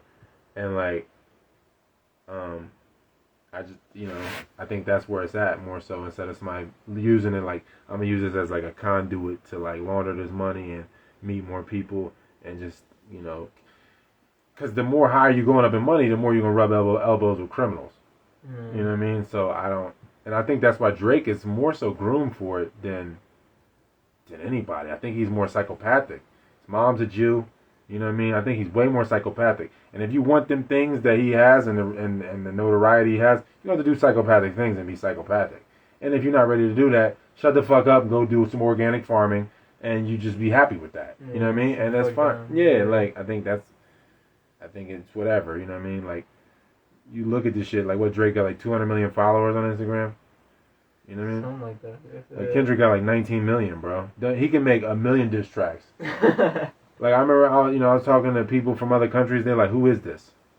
Who is?" Yeah, because I was asking them about it. You know what I mean? They're like, "Who is that?" And I'm like, "Yeah, y'all don't even know. It doesn't even reach y'all." But they know Drake. Yeah, everybody know Drake. That's just funny. Yeah, I've been in every continent, man, and they listening to Drake. You know what I mean? It's just he's making songs for everyone that everyone can listen to. You know what I mean? Whereas you make a song that's like not like us, it's already divisive. You know what I mean? Like and so. That's why I feel like the Takeover was dope, or there's a bunch of diss records throughout time that was like Toss It Up from Tupac was like a dance joint where he's dissing Dr. Dre and Snoop and mad people, and I'm like, damn, this is a dance song with Jodeci. You know what I mean? Like, this is crazy. Like how they got a video with the bitches in it and stuff, and this is a diss track. You know what I mean? And I feel like that's kind of like where I think I can like appreciate it more, where you like make it to where like more people can be exposed to it and vibe with it, and it's crossing that universal boundary to where anybody can listen to it from anywhere on earth. Whereas I feel like motherfuckers get caught up in being like, they just want to be like, all right, I'm from New York, I'm from LA. This is how I should rap. This is how the dress should be. Yeah, and I think that's fine, but don't expect to be Drake. And it's respectable to be like, I'm not Drake, I'm doing this. Tech 9, I'm touring, I'm working my ass off, I got a crazy following, raps are not that dope, but I'm getting money. I'll never be Drake, but I got my lane. You know what I mean? I'm not gonna go attack Drake, and I don't want to do the things to be Drake. Yeah. You know what I mean? Like same thing. Like as much as I'd be like, Tom Brady is a cheater and he fucking was lame, and I didn't like watching him ever. I wasn't gonna do none of them things that he did. You know what I mean? So I don't be hating on Brady for that. I'll be like, yo, I mean, I don't think, if you ask me for my opinion, yeah, he's not the greatest, not the most talented. All his rings are questionable. At least 6 of them. And, but at the same time, I'm not willing to just narrow my identity to be that. You know what I mean? Yeah. Where Drake was like, I'm willing to be this psychopath. Like, I'm willing to just be this pop icon psychopath. You know what I mean? Yeah. You know what I mean? Like, Guy on this hill. I'm not willing to be that. So I'm not about to be mad that he's being like that, making universal music and it's poisonous and all that. Like, yeah. Somebody had to do it. Yeah, only way it's gonna run rampant is because it's poisonous. Like people, are like, why do you think alcohol is everywhere? Everybody's you know sick. Yeah. Ayahuasca not everywhere. You know what I'm saying? Like you don't expect it to be everywhere. You know what I mean? You don't expect, certain shit's not gonna be everywhere. You don't expect everybody listening to 432 hertz music or something. Like it's not gonna be everywhere. Like you can't expect that. It's not poisonous. It doesn't make you want to keep coming back. Poisonous stuff makes you want to keep doing it. Yeah. If it satiates you, you do it. You're like, that's great. One time, great. Live band, that was great. I'm not coming back tomorrow for this. Yeah. You did that was fine. I won't be back for a month, maybe a year or some shit, or maybe weeks or something. Because it satiates you. Yeah, it's fine. And that's why I think, like, when you make organic shit, then you don't expect to have like conventional fucking mainstream notoriety and like funding. So that's kind of how I look at it. Kendrick he's not that guy to me. He don't seem like he's like on a Nipsey, like, you know what I mean, where he was just hustling and he had that, like he was a hustler first, and rap was something that he had to step away from hustling to do. So you listen to Nipsey talk about it, he was like, yo, I was hustling so much that it was taking up the rap, like the time to rap, to where it was like I have to let this go in order to do this. And I just don't think that Kendrick was that guy. And that's fine though. I think there's nothing wrong with that. It's just that I'm not listening to that shit. You know what I mean? That's just for me. You know what I mean? Like, not to say that he ain't got a few songs I like. I think anybody can hit and make a decent song. But my favorite Kendrick song is probably Money Trees and J Rock. I listen to that song for J Rock. Yeah. I think his verse is the best verse and the hook. You know what I mean? But I think he has decent songs. I think he's straight. You know what I mean? I'm not impressed by Drake either. So it's like, it's a tough thing, man. They don't relate to my experience. They don't. I think, as far as studying goes, like as far as rap goes, I grew up with Nas and stuff, and Nas put me on to certain keywords to where it put me on like a studying journey, real young, and Pac too. But I didn't relate with the studying guys because I was just a dumb jock. You know what I mean? And I was sheltered from hustling because people was like, we don't want you to ruin your life. We want you to succeed in these sports. So, like, I was just a dumb jock. I wasn't really good at school. And all I knew was sports and my body. And I think, a lot of people that just, or I think a lot of melanated people kind of can relate with that, and in some sense, what it's just like, yeah, man. I mean, I'm just trying to get in the NBA or get in the NFL or whatever they're trying to do. I think a lot of people can relate to that, and that's more so my experience where I was like, all right, I'm gonna take this network that I got from football and transition it into the hustle, and I already had a massive network from growing up in Jersey. And I'm going to just bring this together. And then I'm going to just be hustling full time. And totally shift my identity to where I'm like, I don't think I'm ever going to play football again. And now I'm playing football again. Decade later. Decade and some change later. Like 15 years later. You know what I mean? Like, so I just don't think that our bodies are not the same. So this shit's never gonna vibe with me like that. Like it's never gonna hit my body, and like your voice and your sound never gonna hit my body that way. And That's why I like certain guys, certain energy out of certain guys. Like, and so I think there's nothing wrong with that. I think people gonna like what they like. I just don't expect Drake to make Tupac records or something. I don't. Yeah. I don't expect that. You know what I'm saying? I think that to me, Crooked Eye is the dopest West Coast MC, bar for bar. But he makes his songs. I don't like his songs. I think if you was to get a guy just freestyling over beats or doing acapella, Crooked Eye is the dopest West Coast rapper to me, even more than Nipsey or anybody. To me, I think he's the dopest West Coast MC ever. Crooked Eye, bar for bar, just freestyling, rapping. Nobody better than Crooked Eye. If you just look at like hip hop weeklies by Crooked Eye, it's like he made like 100 some hip hop weeklies where he's just freestyling over other people's beats. Yeah. I think to me, I'd rather listen to that than his songs. Mm. You know, and that's so. I think when I say Crooked Eye, people be like they're not gonna fuck with it because the songs. I don't like none of the songs really. Yeah. Like, but if you just listen to him spit, it's like The substance is there. it's like the song when 16 ain't enough. Like how Dre 3000 was like 16 bars is like a cage. Like 16 bars hook, 16 bars is like a cage. So uniform. Where I feel like if you just let Crooked Eye just go, and he's not confined to the uniformity, he can rap with the best ever. You know, to where I think that nobody really fucking with Crooked. And then he also has that street mystique about him, to where you like, damn, he's like Black Thought, but also like, you know, getting shot at and stabbed and shit. Where it's like, damn, okay, like you have a different energy about you, and like that's why you can rap like a certain the aggressive material comes out, and you're like, wow, I believe it. Because of the experience. Yeah, like it's coming off his body. Yeah. You know what I mean? Where like, you know, when Drake says it, it's obviously not. And then if Kendrick says it, I'm like, I'm not. Either way, you're not the guys. You know what I mean? Yeah. And like, you might have guys around you, but you're not the guys. Mm. You know what I mean? Whereas like, 50 says gives you aggressive material. You're like, he could potentially be that guy. You know what I mean? And or maybe was at different times in his life. Yeah. You know what I mean? And so I think based on your experience, you're gonna align with certain things, but You personally is whack. yeah, I just think that Crooked Eye is like the essence of West Coast rap, and so they all kind of sound like Crooked Eye to me.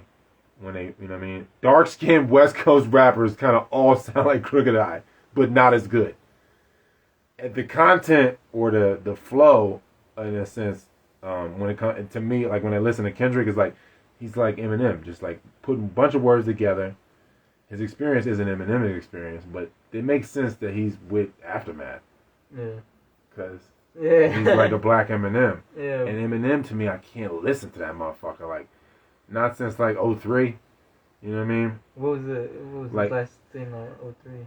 What, Eminem show? The Oh, yeah, Eminem yeah. show, I think, was Uh-huh. probably the last Eminem thing I could listen to. I don't think I listened to nothing Eminem after that. Like, a few, like songs here and there, you'd be like, wow, okay, it's Eminem. Or like when he was beefing with Machine Gun Kelly, I like Oh, yeah. I like that. Jones alright, but I just be like, man. To me, Kendrick sounds like a mix of like Eminem and Big Boy from Outkast, but he's from the West Coast, so the accents and certain words just sound like Crooked Eye. You know what I mean? So that's how I look at that. Like I just look at, you know, if I was young, I wouldn't know them guys, and Yeah. I'd be like, yo, Kendrick's dope, and he's the greatest ever. You know what I mean? Yeah, man. I can't really say I even have, like, that's why that Rolodex that you have, like, I mean, just you saying, like, you're a student of the game, being able to look at the whole spectrum, and, like, being able to differentiate, oh, yeah, he gets, you know, this style, this sound, like, how he pronounces certain things. I can't say I afforded myself that, so, like, to be able to hear that, it's just like, damn, that makes completely sense, you know?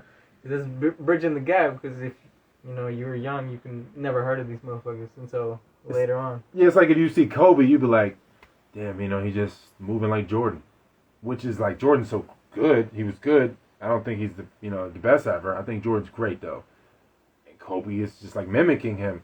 So it's like it's all really good. Yeah. You know what I mean? You're following excellence. So it's like okay, fine. You know, it's just like an old Benz and a new Benz or something. You're like, wow, this is the new S class. It kind of still reminds me of the old S class, but you know, it's just like the fresher version, even though it's taking a lot of the same shit from this old S class. And like that's like it's like my mom. Like when I be like, Mom, what you think? Like, cause I like Maxwell, right, the singer. And I'm like, Mom, what you think about this song? And she's like, yeah, he sounds like this though, and he sounds like that. You know what I mean? She grew up in the '50s. Ah, yeah. So I'd be like, what you think about this guy? Like, he's doing this. He's doing Sam Cooke. He's doing that. He's doing Marvin Gaye right now. He's doing whoever. Like when I first heard "Killing Me Softly," from Lauryn Hill, my mom was like, she just took Roberta Flack's whole song, and I was like, who the fuck is Roberta Flack? You know what I mean? And like I was like, oh, you've seen all of this shit as a rerun of you. It's not impressive. You can acknowledge that this is like a cover band, and it sounds great. Lauryn Hill can sing. Yeah. You know what I mean? But this is Roberta Flack's music. Like, what the fuck? You know what I'm saying? Like, and so. Yeah, I never knew that until you told me. Or like posted it. I was like, what the fuck? Yeah. So it'd be like shit like that, where my mom kind of always gave me that eye, like where, and then my brother being, his family from Detroit, and his dad being Stevie Wonder's best friend. They was like heavy into Motown, you know. So like every time anything have a sample in it, he'd be like, "That's that. That's what that's from." He know the sample because he know all the old shit. You know everything from Motown. Yeah. So I'm like, damn, I didn't even know. I'm just a dumb jock. I don't know this shit. You know what I mean? I'm like, oh yeah, you right. That's what that's from. That's a sped up sample or a slowed down sample of excellence. Somebody actually playing instruments. You know what I mean? And they're excellent.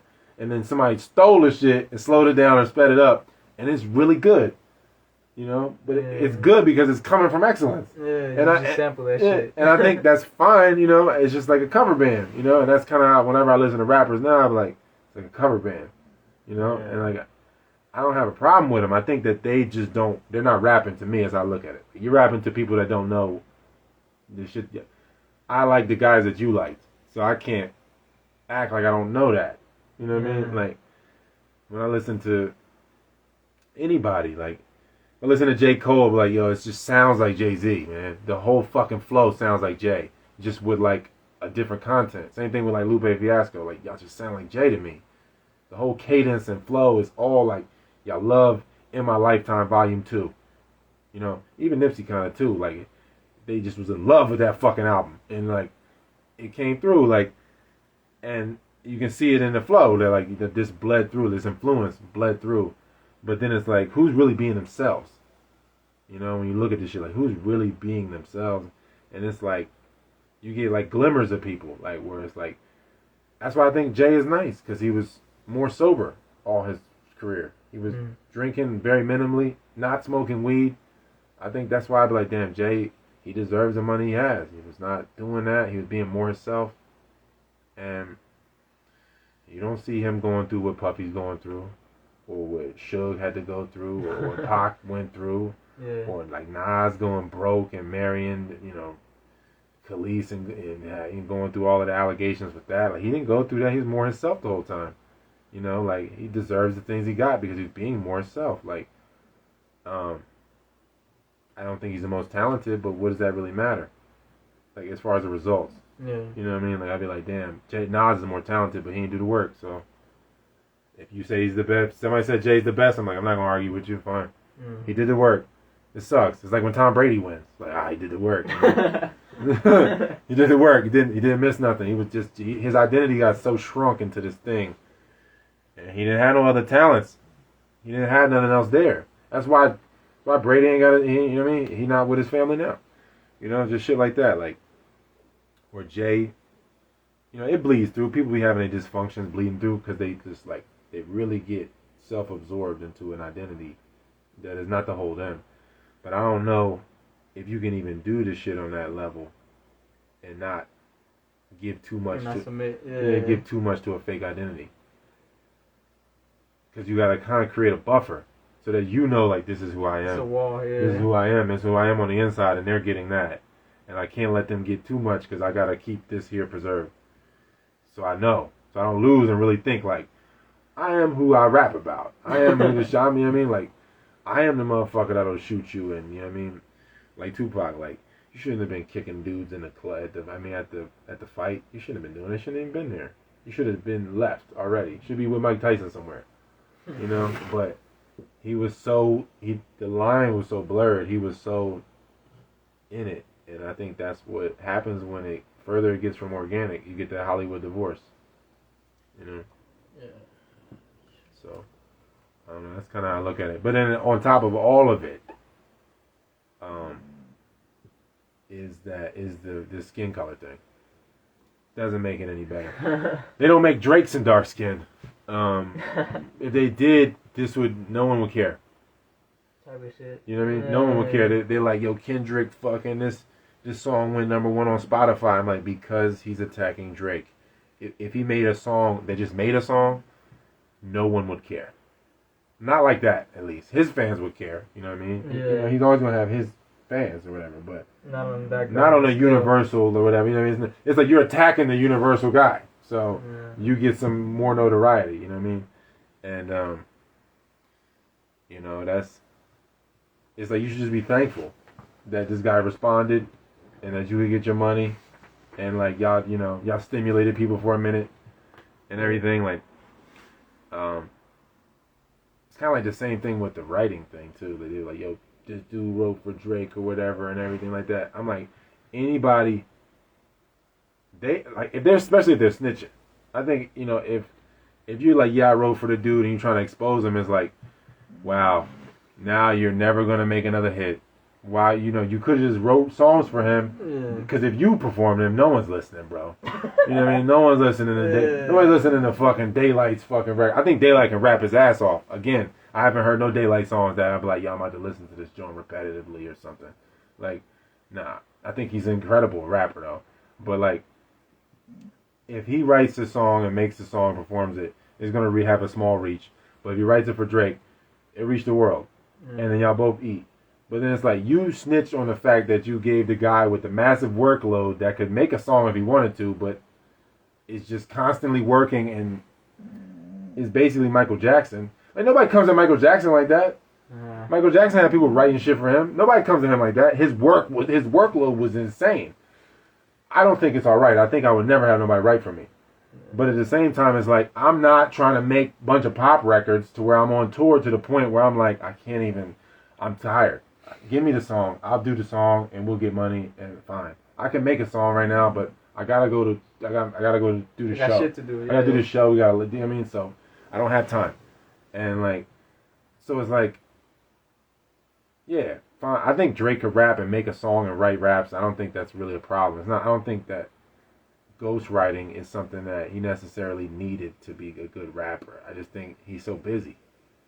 And then like, they capitalize off of it. They're like, cool, he's busy. I can make a song. People will hear it. No one would have heard it if it was me. And we get money, and I can feed my family. Instead, you're going to tell the fucking world. You know what I mean? It's fucking lame. You know what I mean? I don't know. Why even do it in the first place? Yeah. Yeah, like, it's like, and still no one cares. Still no one cares. The song's going to come out. It's going to be Drake's song. They're still going to love it. And no one's going to know. The kids don't know. They don't care. Yeah. They make them dance. They make them feel like stimulation. So they don't care. You know? And so, I don't know. It's a big light skin, dark skin thing, and I think that's just the way the world's always been. I guess, you know what I mean, light and dark. I guess it's always been that way. Just looping back around. Yeah, because nobody would care if Kendrick was light skinned and Drake was, because like, let's say like a pop icon like 50. 50 got more followers than Kendrick. People in the world know who 50 is. You know what I mean? He still be touring. You know, he old as shit. You know what I mean? And so, if it was a light-skinned, conscious rapper attacking a mainstream dark-skinned rapper, no one would care either. You know what I mean? It's just the fact that the shit played out the way it did, where you got the light-skinned dude that's being Albie Shore, fucking the rapping Albie Shore. You know what I mean? Like, and you got the dark-skinned, conscious dude. You know what I mean? Like that. That's the only way this shit could even happen. You know what I mean? Like, cause the skin color, so people gonna be like, oh, we already didn't like Drake. We already don't like the pop shit. I don't like him because he's light skinned. And Kendrick can play the underdog role. You know what I mean? Just something to fucking harp on. Yeah, they can already play. It's like when really it's like this dude, Drake. I mean, at the same time, it's like it's a very sad situation, man. Like his dad ended up binding himself to one of the worst bloodlines on earth, and now Drake having funny looking kids and shit, and with bitches with fake titties, and he's so busy that he can't even make records himself all the time. Like to me, if you look at it like objectively, you like this is sad. So I'm gonna attack that guy. It's fucking sad. It's already sad. The whole thing. He's making happy music for sad people, and he's sad. And I'm gonna attack the dude because I got like this underdog status, and I know people that look like me will fuck with it. All sad to me. The whole shit is sad. I'm like, this is sad as fuck, bro. This is where rap is at. Y'all don't even hold the keys. That's how I look at it. Like y'all, neither one of y'all hold the keys. Like when Jay and Nas was going at it, or when Pac was annihilating Biggie, I felt like they had potential to have the keys to the game. Like y'all really control the doors. Yeah. Like y'all don't even have the keys. You know what I mean? Like of rap itself. Like y'all not. You know, come on, you're on Aftermath under Eminem. You know what I mean? Like Drake has the Eminem level money because he's like a genre himself. If he didn't sing and all of that shit, then he would probably just be like Kendrick. Yeah. You know what I mean? Somewhere under 100 million. You know what I mean? Whereas like Eminem is like a white rapper, which kind of puts him in his own genre too. He got like what 300 million or something they say, and he's like, when you think of Aftermath, you think of Dr. Dre and Eminem. Yeah. You know what I mean? And Kendrick is up under that. So, you're looking at it like that, like y'all don't really hold the keys. Like you still have a boss. You know what I mean? Like this is it's like underlings fighting. Yeah. In a sense, like Drake actually kind of is a boss of this like sad, happy song vibe genre, whatever. Rapping. I'll be sure. It's just him in the genre. It's just him. So you know he's like the boss of the Drake company. You know what I mean? So he kind of is though. Whereas like Kendrick is just kind of like an underling, like a capo, trying to take shots at a dude that's like. It's like taking shots at Mike Jackson. It really is in a lot of ways. You know what I mean? But it don't really make sense. You know what I mean? But yeah, I think that that's kind of where it's at, man. Kind of where the state is, where people just wanna. You know, they want to see bloodshed. They want to see people say mean things to each other. And we're in such a place, I feel like, with the energy to where a guy like Kendrick is, you know, recognized on this degree, and a guy like Drake is recognized on this degree. You know what I mean? Like, years ago, it was just not like that, man. It was just, you know, like, just wasn't like that. As far as like the conscious rapper that like had a few crossover hits, and the fucking child star, the light skinned singing child star rapper. Mm-hmm. I guess this is like kind of like there was really no space for this back in the day. You know what I mean? Because it was already like nullified so early on. The way we looked at rap was so different. So it's like that's why I just be like, man, I'm too old for this shit. Too old for this shit, man. I think that's kind of all I had to say about that, man. And then I'm gonna go into these notes. I got like 30% left on my phone.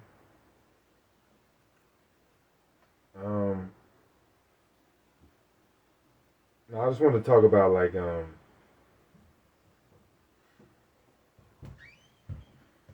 I want to talk about like in Ayurveda, right? Like, so say if you like start the day off, I don't know.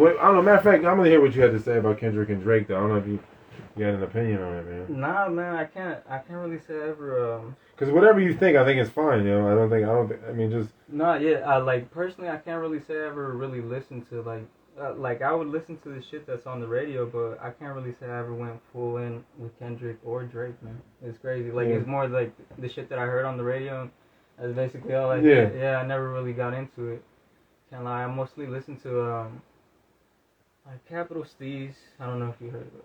No, I'm not familiar. Yeah, he was young, man. Sounds He's young, familiar too. though. I think I might have seen the name somewhere. Yeah, but yeah, like a bunch of young cat, Dash Rich, they're from New Jersey.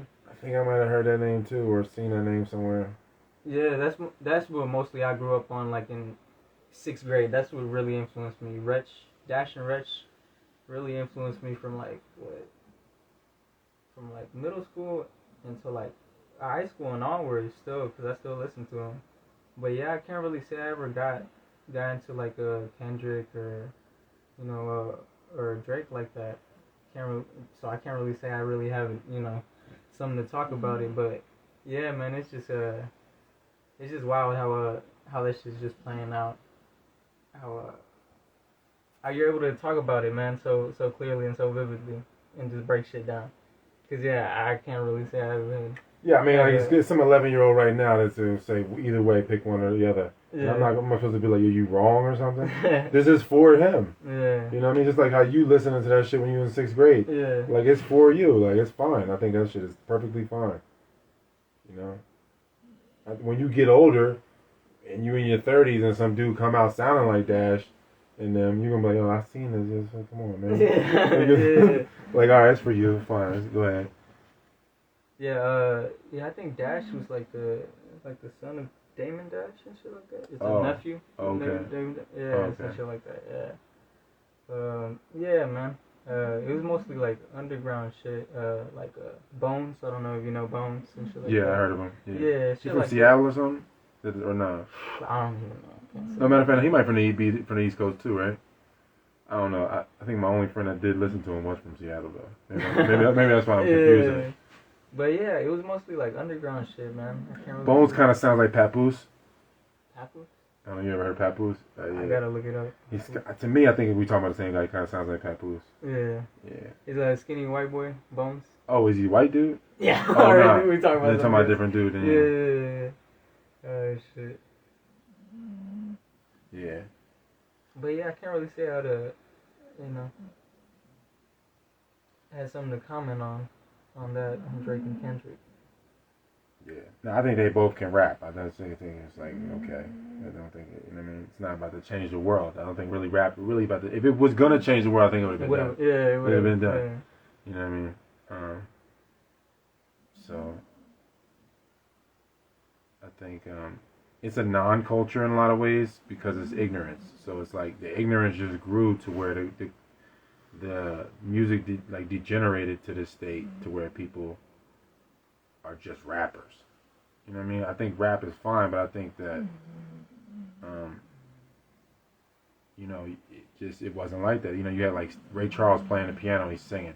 You got fucking Stevie Wonder playing the piano and he's singing. Like, you got people doing multiple things. Like, they're like really musically inclined. Like, and I feel like we just been reduced, kind of like the same way like people don't really make whole things no more. They just do assembly line things. Like, you work for, when the automobile boom happened and people went to Detroit and they were making cars. You got the one guy that just did this part of the car and the other guy that did this part of the car. Nobody was just making the whole car anymore. It was just like you just do one thing. So compartmentalized, Yeah, and that's where I think kind of like where rap is kind of just a byproduct of the fact that people are just in so much separation that this is the music that expresses this state of being. It's not like it's a reduction. I don't think it was like something that is even like it's not like it's just a reduction. I think of like really of a lot of excellent stuff. The blues, Motown, R&B, old school rappers like basically like kind of like James Brown. They kind of just like morphed it all into one thing, sped it up or slowed it down, and it's just expressing the state of the consciousness that we in. Before people's ears was just more used to hearing 432 because it was all on vinyl. Yeah. You know what I mean? And they was going to live shit, and hearing live bands. It was hitting their it was hitting their ears differently, and now it's just not like that. And so it's like I think rap was just destined to happen based on our approach to life. It's just gonna happen. It started degrading, putting from vinyl, then CD, then digital. Yeah. And I think somebody was always gonna rap. but to where it's at this point now, where it's like the fucking music of choice of the youth, it's kind of wild. It's just crazy, right? Yeah, it's wild. I think it could be in there, but damn, dog. I mean, it's a lot of so digital now. You know, as far as music is concerned, you know, whereas like people really grew up listening to people play instruments in the studio on like a 4-track and fucking laying that shit down. They couldn't really make no mistakes, and it's the real fucking the cassette tapes and stuff like that. Yeah, I mean they had 8 tracks.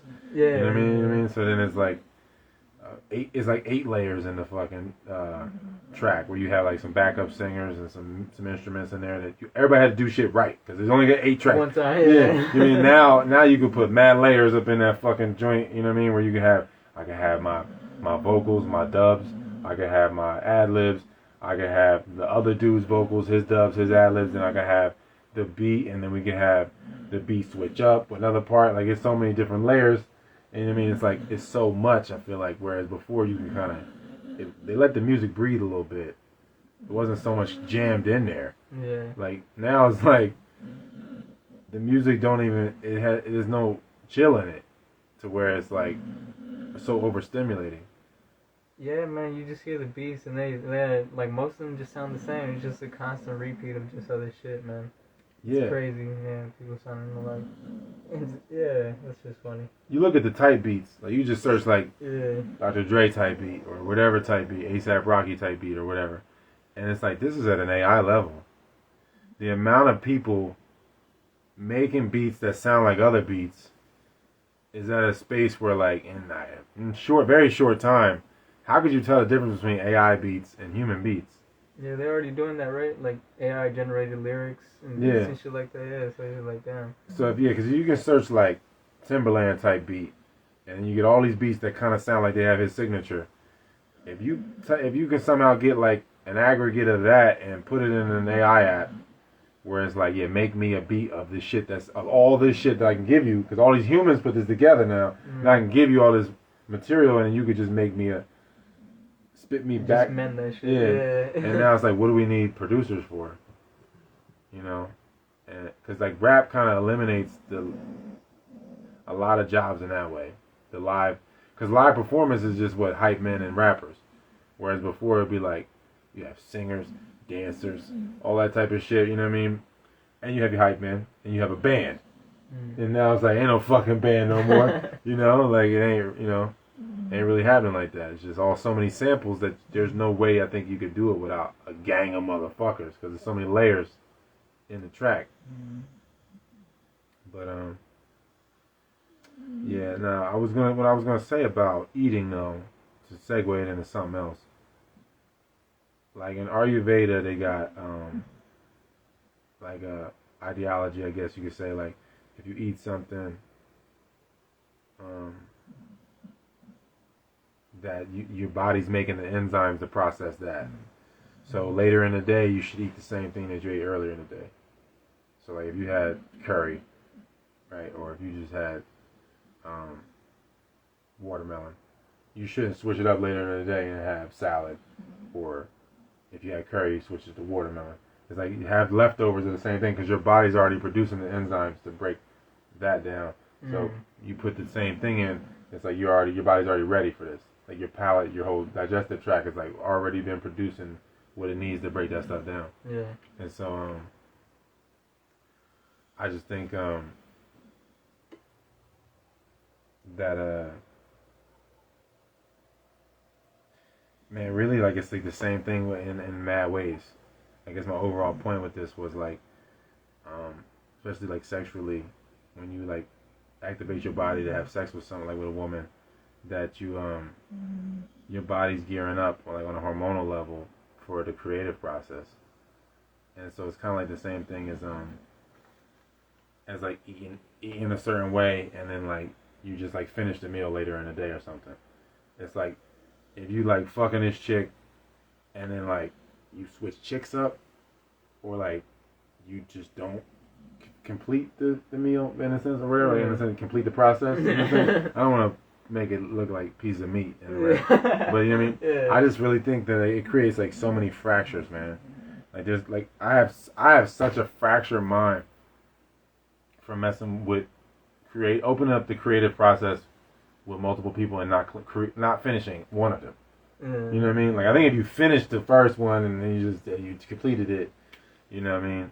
It would take you though like 18 years. You know what I mean? To really complete it. I think to really bring the kid up and then go through the whole creative thing of being a father and everything. Yeah. Like and then maybe you could go move on to someone else.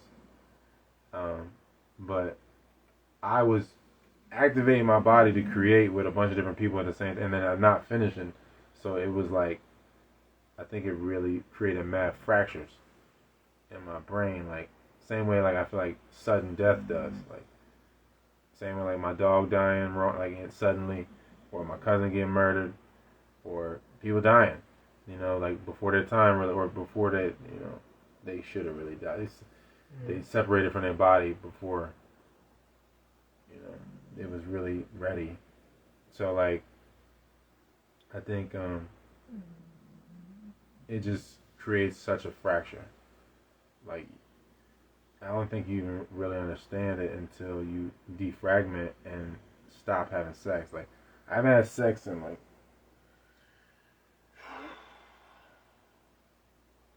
coming up on a year soon. It'll be like, what I mean? Like, I think, it's been, I don't even like want to think about it too much, but it's more than half a year. Yeah. And I think it's like 8 months or 9 months or something. 8 months or something. I don't know, but like, I think, it, just going through this now and being sober, and then having like a better handle on what I'm putting in my body than I ever did the other times that, like other times I was sober but I was fucking the wrong chick. You know what I mean? Or I'd be sober and eating the wrong food. Or I'd be eating the right food but I wouldn't be sober. You know what I mean? So I like to get it all kind of in a place where I'm not so bad and where I'm not having sex and I'm sober, and like I feel like food itself is like the toughest thing I think at this point, where I don't, I think that's the hardest hurdle after sobriety and sex. Yeah. Because ultimately I think the food led to all of that. So it's like the base of the root of the issue. Yeah. And, so I think that like I just, whether it be like getting so intimately involved with someone and then like breaking it off, like fracturing that shit. My brain and my body still kind of have this like concurrent timeline with the person, where it's like this is other shit supposed to unfold, and like there's like an energetic like path and like allocation of. There's like a remnant still there lingering on. Yeah, so like it fragments so much, and I'm like, damn, I haven't not had sex and been sober for almost 2 years now, and just having a better grip on my diet at the same time, that I'm just seeing how bad that was to have sex like that, to not really even sex, just basically masturbation with other people, because I'm not having babies, so it's not really sex. So I just feel like when my dog died, sometimes I wake up in the morning and I forget that he died, and it feels like he's gonna be right there, and it's the same thing kind of like with the women.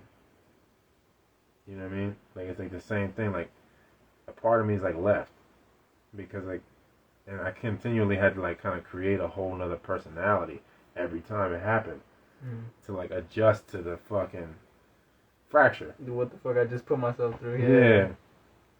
So then it made mad personalities, because it was like every time I be with someone, it kind of forms his own personality.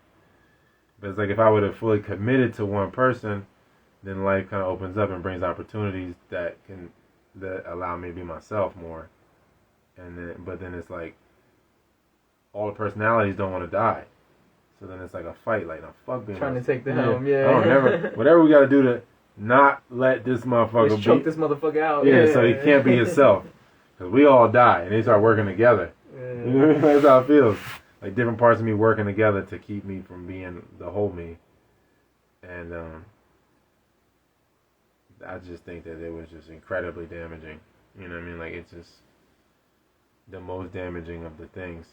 So yeah, like food is the root of it, but I guess at the same time, masturbation at like Sexual energy. yeah, like 11 and 12 years old, 13, 14 years old, that was the real root, which stemmed from an emotional dysfunction.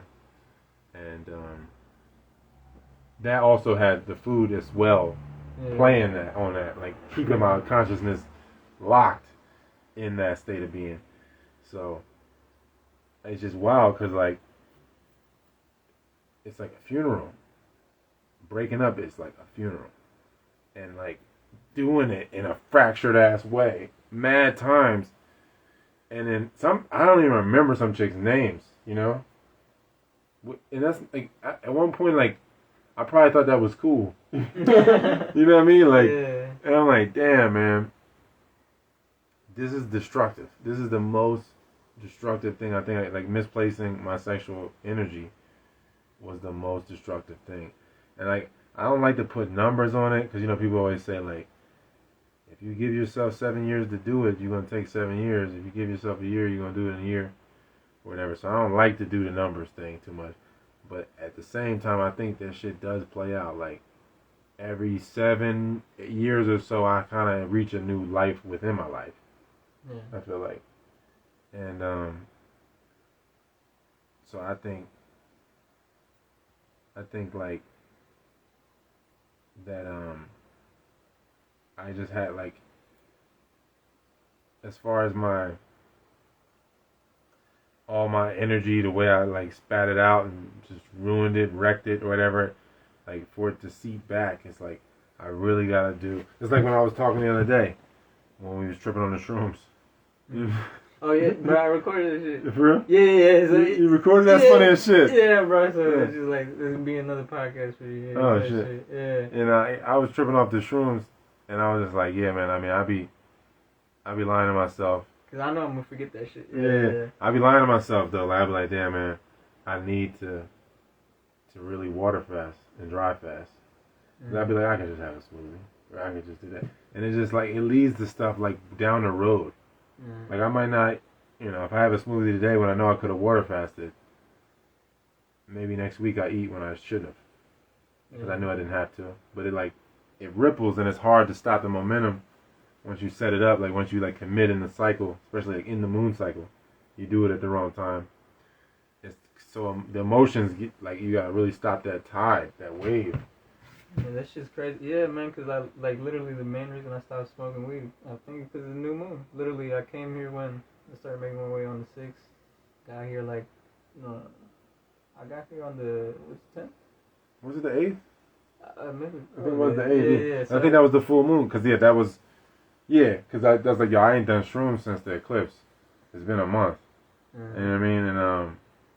And yeah, like you was like just being on that bus, man. I remember that first night, bro. I was just sweating like a bitch. I was just detoxing. And then the second night, then when I finally got here, I was just so drained. I was like, I don't want to put my body through this right now. I just want to sleep. And then eventually, it just became like non-decision. Like, all right, this is what we're doing now. Yeah. Yeah, man. Yeah. So you really the timing. Yeah, for sure. The timing is big, man. I mean, you could do it, you can will it, but it's like it's gonna be hair raising. It's gonna be tough. Yeah, a lot of resistance. Because you're going against your own momentum. It's like trying to stop on a dime. You know, all your weight going one way, and you're like, let me turn, and it's tough. But I think that, yeah, man. Like I just, like I was saying that night, I was like, damn, man, like. I know it, I'm putting out so much energy. I put out so much energy, and it's not coming back to me. Like, there's a blockage inside of me. It has nothing to do with these other motherfuckers on Earth. You know what I mean? I've given out so much. You know what I mean? Like, I look at my catalog of shit, and I'm like, damn, this is really ridiculous. You know what I mean? You said everything, basically. Yeah, it's like, it's not about any, like, it's like about, I gotta let the energy come back now. I gotta, like, really kind of just sit still. I gotta really set it up, like, and plan to do it. Not just be like, oh, let me just sit still. Yeah, let me sit on my hands and see what happens. Yeah, like I gotta, figure out how to be still while I'm still moving forward in daily motion. Yeah, and because that's the thing. Like, I keep pushing it off. Like, things just wasn't all lined up, you know what I mean? And I wasn't giving myself enough time, enough grace. You know, was not enough grace. Like, I was, set my battery, okay, we're good. Like, I wasn't giving myself enough grace. Because after like a year on just liquids, You did a full year, right? yeah, Full year. a year and like a month. Mm. And like 13 months. And I was like getting offers to play ball, but I was like 180 something pounds, like 180 pounds or something, and they all expect me to be like 212 or something like that. That's my playing weight, you know what I mean? Yeah. I could play like 200 and be just as I could play like 190 and be good, but it's certain things I'm just not gonna do. Yeah. Like at 212, I could run people over and be Mm. physical and stuff like that in a way that I just couldn't do at 190. But I'm more agile at 190, so it's balances. But like, and I heal quicker at the lighter weight. Mm. But I was you know, I was just like the way I wasn't giving myself enough grace, you know. So like, I did like 13 months on that shit. Then I fucking fall in the canal, my knee gets infected. I couldn't walk for months, and then like, so then I just get right back in the pain of not being able to walk too. I was like, I start doing edibles, weed edibles, because I didn't want to take oxys or nothing. Mm. So like, Oh, that's what they prescribed you, oxys? yeah, they were just asking me like, you know, what are you doing for pain and everything, and they would give me shit like little shit or whatever, you know what I mean, little things, and I'd be like, nah, man, I'm just gonna do some RSO caps, you know what I mean, and mushrooms. I did mushroom caps, Oh, you yeah. know, microdose and stuff, and then I started doing acid, and that felt like I felt like young again. I didn't feel no pain because the endorphins. Yeah. You know what I mean? So I started doing that, and that really started fucking with my dreams. And so then, like, I didn't have things lined up all the way, and I was not enough time off of fucking. You know what I mean? I was only like 6 months off of fucking, something like that. From once you got injured? Like the middle of the year, I stopped fucking. So that 13 months of being on liquids, like 6 months into it, I stopped fucking. I was like, all right, because I was getting more sane. Just getting more sane. I was like, this don't make no sense. I'm gonna fucking sharing my body like this for. Don't make no sense. I'm not getting nothing. Just getting no real return from this. Yeah, I'm gonna just do my Sudokus. Yeah. So I just I stopped fucking, and so I started to really get my own energy back in a way that I wasn't even used to, and then then I started to get offers to be the person that I was in a lot of ways, they're looking at me on film do things that I did Years ago. and they're like, oh, you want to play football? You want to come to Finland? You want to live in Finland? You want to live in Germany? You want to live in Brazil? Yeah. And I was like, fuck, I kind of do want to do some other things. You know what I mean? I don't know. It would be nice maybe. And I also was like arrogant and or like kind of like trying to prove a point where I was like, yeah, man, I want to do this shit on smoothies. I want to fucking. Because I was, at that point when I started getting offers, I was just on juice, green juice, and coconut water for like damn near 100 days when I started to first get offers. And I was like, damn. And I was like 176 pounds at that time. And I was like, there's no way I can play football. Not because I can't move. I'm still agile. I'm still fast. I can still throw the ball. It's not that. I just don't care. Yeah, I just don't care. But then there's still enough ego in me, I guess, left. That is like, I know other people would think that it's impressive. That I can do this. Yeah, that I could do this. So let me just go back to smoothies to do this. And then that kind of like rippled into rippled into me getting hurt and not being able to walk. And then I started getting high again. And then I started fucking again. And then it took me a while to stop fucking. And then I stopped fucking, like I stopped getting high, and then I stopped fucking, and then now I ain't been fucking, and so the shit is, I feel like I got it, I got a lot more control, you know, and so, I guess I'm just saying that to say like, it's a wild thing as far as like setting myself up for that type of success, because like I'm still operating out of a lot of scarcity in my mind, because I'm like, you know, I played football years ago, bro. At 18, 19, like, I was NFL ready, you know what I mean? Like, I was You're already there. yeah, you know what I mean? And I would have gotten into trouble, and like, with my body or whatever. I ultimately look at it like, if I'd have got to the NFL, it would have happened in like 2013. COVID would have still happened, and I would have still made a pitch to bitch. I wasn't that dumb. You know what I mean? So my career would never have been more than 7 years one way or another. That would have been the maximum, because I would have been awful. You know what I mean? At that point, because I was already on it by that point. Like, vaccines ain't cool. Yeah. But so I was I never really gave myself that grace period to really restore the template. Just care. Yeah. Take care. Yeah, to care. Yeah. And so that the scarcity mindset continually fucks up my return on my energy. Like, life isn't gonna give me the return while I'm half stepping. You know what I mean? Because like, I'm not getting the return because I'm not based on the way I allocate my energy. I'm not fully invested on getting a return from the sources that I would be most satisfied from getting a return from. Like, for instance, like the way that I worked out in the past year up until now was so relentless. Like, you would think I'm trying to get NFL. Yeah. You know what I mean? But at the same time, I don't know. I guess I had the drive to do it because it felt good to do it.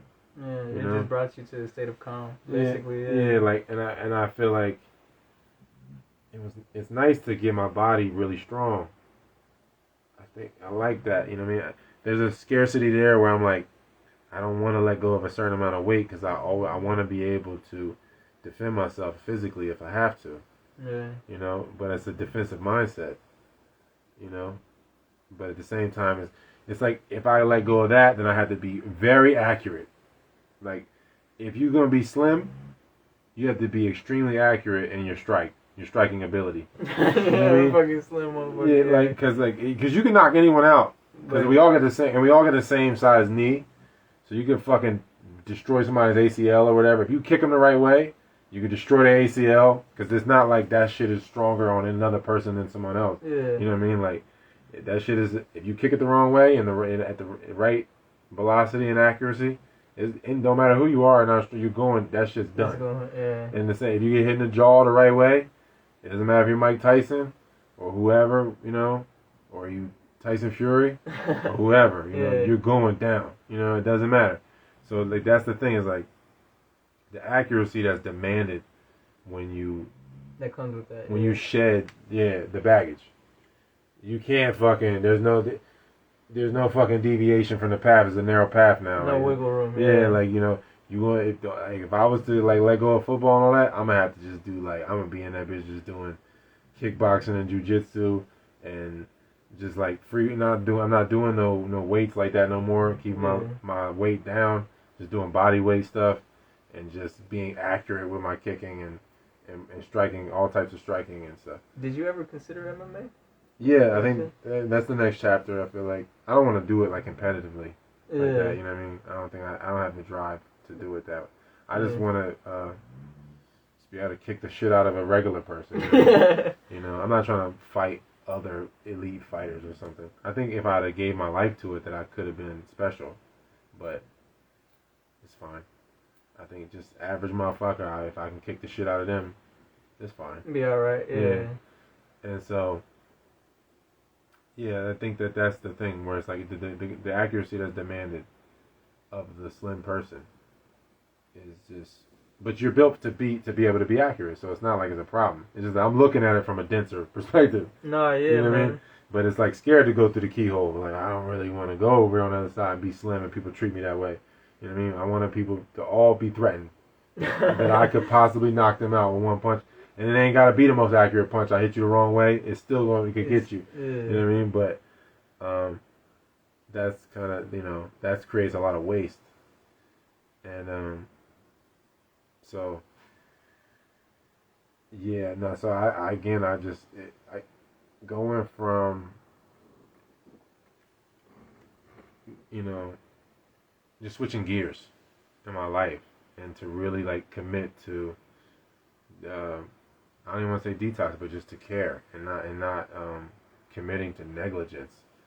I've committed to negligence with the best of them. And I think yeah, just to care. Like if I got to that point where I'm just like, all right, I'm done with ignoring myself, then all the shit will return.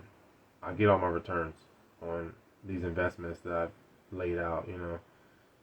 Whatever it is, Patreon or consultation work or whatever, breath work, instruction, the things that aren't work to me.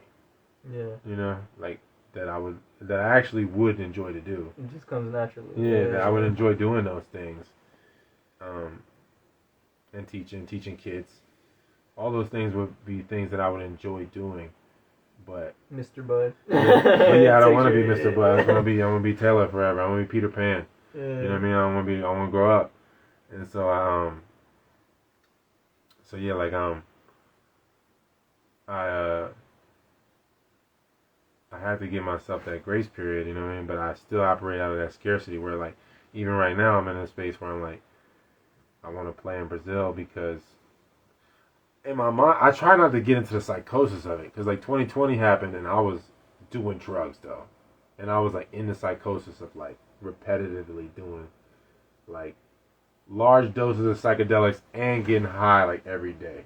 You know what I mean? I mean 2020, most of 2020 though, I didn't smoke. I just had edibles. Like I just would have like raw weed. Yeah. And I would just put it in hot water and then just drink it. And take the powder down. And I would be getting high every day like that. Like after like the first 3 or 4, I want to say up until like May, I wasn't doing that. But then it started to get hot out here and like I was just trying to make myself relax. Because, the heat, I feel like, especially on my nervous system, I'm melanin challenged. You know what I'm saying? I feel like the heat on my nervous system was like making me just more antsy, more anxiety. Like an attack or something. Yeah, it's like I had so much more anxiety and like it's purging shit. Yeah. You know what I mean? So then I'm like, fuck, I don't know how to sit still and deal with this. So I started just drinking the tea every day. And so I got high and then the forest fires happened and it was just so much smoke out here. I just was like, fuck, I'm smoking. I'm inhaling smoke by being here. You know what I mean? And so what the fuck is this gonna do to me? yeah, I was like, this is actually probably better smoke. And so I 2020 brought with it a lot of psychosis for me because I was like I was doing all these chemicals and I had all these thoughts in my head about what was gonna happen instead of just being present. Like all these things that might happen or the way things can happen or like if this happens, this gonna happen. I'm doing like extra math that don't even add up. It never even started to add up. And like where do you get these numbers? Yeah. This is totally conspiracy theory stuff. Like really totally theory shit, not like fact shit. You know what I mean? And so I mean it was based in there was some actual reality there, and then I would just go get lost in the conceptual like the imagination of just get totally irrational. Yeah, like something happened that would really happen, and then I would be like, oh, well, my thoughts about this is what's real more than what the fuck's actually happening. You know what I mean? Like, and so it took me down a road of like paranoia, and I just don't want to go down that road. So that's another reason why I want to stay sober, especially with this year. It's gonna be crazy. The other half of it, from July on, it's gonna be crazy. Yeah, you saw that in fucking Australia. They're already demanding digital IDs and shit. Everybody's already rolling out this summer. Yeah, I mean they're doing the real ID shit here, so it's coming, man. And that's that my scarcity mindset is kind of fueled by real fact. It's kind of anecdotal, but it's like real fucking evidence. Where I'm like, I'm not gonna be able to do the things that I'm doing. I'm not gonna be able to just travel and see the world the way I want to do it, and like it'd be no real oversight. Like it's oversight, but not like it's like not like a fucking. Like when you buy a ticket now, they say like if you buy this ticket, it'll be less carbon. Yeah. You know what I mean? Like this will be less emissions if you take this route. If you buy the flight that gets you there faster, it'll be, or that does this, just more emissions. Yeah. So in a minute, it's gonna be, this is how much you're polluting. You have to pay this tax or like whatever. a PO, like a Yeah. PO. Yeah. So then, now you're just gonna be more of a clampdown on movement and the things you can do, like in the. Everything gonna be paroled and shit. Yeah, like you have to do things really organically. It's going to be like a different kind of organic movement. You and your community, the people around you that's close to you, that you have to step away from certain things because he's going to be monitoring you. So up until that point, I'm like, I could prepare and hedge against that. I could prepare for that more and fully invest in preparation, and just get a bobcat or rent a bobcat and fucking just annihilate all the brush up here and just turn this whole fucking thing into a food farm. But I'm on some shit where I'm like, I'll just do a little garden and I'll just travel the world. You know what I mean? Until I have to, like, my hand is forced. Yeah. Which is not really the best to be like that, but at the same time, I don't want to leave nothing on the table. Yeah, man. Like if I'm never going to be able to go to Brazil or see certain things in the world ever again, I gotta do it. I want to do it now. Yeah, like while I still can, and I want to kind of keep my feet in both sides where I'm still keeping up like enough, like equal footing. Yeah, I got some getting experience in these other ways, and setting up the infrastructure to where I could sustain myself and like be all right. But like if I'm fully committed, I would just be like that, and certain relaxation will come over me because I'll be secure. I'm like, whatever happens, I'm fine. I got a gang of silver and gold. I got a gang of seeds, gang of ammunition. You know what I mean? Like a bunch of shit I could barter, and I got land and food that I made and water. And I don't need nobody can, unless they stop rain. That's the only way you're gonna stop me from getting water. So it's like that would bring a different security. But I'm on some shit where I'm like, I don't really want to admit that. I kind of like the insecurity. I kind of like that I could go and be in another country for 5-6 months or whatever and experience something different. And I want there to be something different. That's kind of to it. Like every time I go somewhere, I'm like, everywhere's the same kind of. It's different. It's kind of the same. Yeah. And I want it to be like some other place I've never been that's like gonna show me that shit different. But I think the more you travel, the more that's not true. But at the same time, it's like you got your own. You want to see the world. Or if I'm speaking in second person, but I feel like I want to see the world as much as I can before I can't.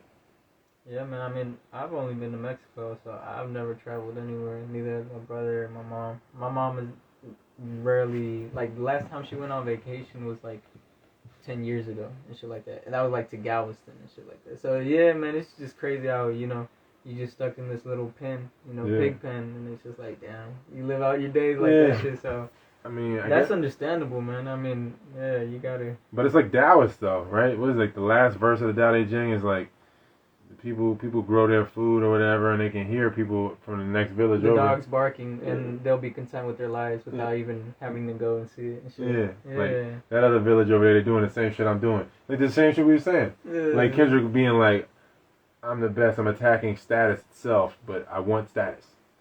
You know what I mean? That's why. You know what I mean? I'm doing this for status. So it's like, as soon as that goes away, then we're gonna be just in our villages. Like, what am I going over there for? I got a dog. I got a farm. I got a this. I got a that. What's the point? I got my girl. I'm gonna meet this guy. He's gonna be doing the same thing as me. Well, so redundant. What is my business of going over there? Like, unless I have business, actually, to go. There's no point in me just going just to venture frivolously. Yeah. So it's always like a split in my my actions and my knowledge, because I'm aware of that, but at the same time I want to know the motherfuckers over there with the dogs in the other village. I want to see them. I'm like, what y'all look like over here, and I don't know. I don't know if it's being a chimera that I just don't like. If you're a chimera, like if you're a fucking unicorn or a griffin or some shit like that, like a multiple thing, then like, is there any habitat that's really for you, or do you have to keep rotating habitats? Based on seasons or based on whatever? Because like I'm more of a fucking eagle today than a lion, so I gotta go where the eagles be, or what? I don't know. But at the same time, I know I have to keep it simple. You know, it's a lot of complexity, and I think based on the way this year is gonna go, like this is like the last time I could ever really have this kind of complexity in my life, and it's like it's there to do it, so I feel like I'm gonna do it one last time, because I would like to just finish my career and get a Brazilian national championship. You know what I mean? I played in Africa, I played in Europe, played in North America. It'd be nice playing Central? yeah, South? South America. South America. And just call it a day, man. I could play in Australia, but I think they're a few years out from being really ready. Maybe I'll coach there. You know, if things don't just crumble. So that's why another reason why I'm just like, all right, fuck it. They're gonna clamp down. You're not gonna be able to travel like you want, and all the frivolous shit's gone. I guess I'm gonna ride it until it's done, and then see where I'm at on the other side of it. I learn shit every time, and I feel like I meet people, and like I feel like it is beneficial in some ways, but at the same time, I think a more simpler life. It always brings you back to the same point. Yeah. Like down. It's like I'm going to the same spot, but taking a really long way to getting there. Yeah. So what's up with you, man? Basically the same shit, man. Like right now, I mean, this is the first year we're really going like hard on the garden and trying to get that shit done. Cause yeah, man, I just each year I just saw that less care. Like the first year I got a good harvest because I was actually caring, and then the second year you just say like the state of my being reflected the garden, and I'm like, damn, man, I'm really fucked up. Like I'm not like that's why everything's like this, you know. Nothing's coming the way I want. Like everything's fruiting with disease. Everything's infested. And it's just like damn. I look at my room. I'm like no wonder. I look at the shit that I'm doing, and so yeah, just really starting to focus on that shit. Cause I just remember an old lady saying if you could take care of a plant, you can do anything. You can take care of anything. And I was just like just that simple simple mindset of just keeping yourself alive and just doing the little things that show that you care. It really just starts to bleed over into everything else. Because, I mean, I think you said it before, how you do one thing, you do everything. Yeah. So, yeah, it's just really trying to focus on that. And, yeah, just be able to eat on my own, man. Because, I mean, the next part is just obviously paying off the house that we're currently living in. And then buying some land, putting a little cabin or some shit. Probably building the same size house that we have where we're currently living in, and just simple life. Yeah. Yeah, never really wanted to be that extravagant and shit. Yeah, man. I remember me and my brother did though one time, bro. We were gonna do like some weird extravagant shit. Like, you ever heard of Huey P. Newton, Revolutionary Suicide, the book? Yeah. Yeah. We were gonna do some crazy shit like that. It was funny. Like, but just youngins that was like 13, 12, we're just gonna be like on some wild shit, like, let's do this and be heard and shit like that. But then, as time progresses and then you meet people like you, it's just like, yeah, man, that really bridge the gap and then, show you what's what and, how to go about things. It's like, alright, maybe I should just settle down. Just, yeah. Grow these foods. Yeah, no, and I'm in like the same spot. Like I guess I'm being just like my grandfather in some way, the one on my mom's dad. Cause I planted a bunch of seeds and I'm about to leave. I'm like, fuck, man, I need somebody to watch the place. At least see these plants grow. Yeah, man. You know what I mean? I'm like, fuck. I got so much shit already. I did so much to get the shit together. I mean, I could have did more, obviously, but it'd be nice just to see just to see the land bring something to fruition, and then shit, if somebody else eats it, that's fine. I just want the shit to grow. Know that it's possible. Yeah, bring some seeds off, and then the seeds would be more like trained to be here. Yeah, exactly. They'd be more adapted to this place, and just let that shit go back into the soil. I think it would be good, but I don't know. I'm still This one chick said she was gonna come out. I don't know if she will though. But she's gonna look over the spot. Yeah. She said she was coming from Vegas. I don't know if she will, but if she does, that'd be cool. And then there was another lady. She said she works online. She said she might come out. I don't know, but mean, in the summer it's really it's a lot of space. I feel like you could camp at the top too if you wanted. You know, however you. I mean, if it was a couple people here and they didn't want to be around each other or something. Oh yeah. It's a lot of space in that way. Yeah, man. But literally, it's the same thing. Just trying to fucking grow a big ass farm and tiny ass backyard. You know, just looking at avocado trees, bananas, oranges, like trying to do everything. I'm like, oh fuck, I need more space. Yeah. When was your last girlfriend? Oh shit, man. That shit was like back in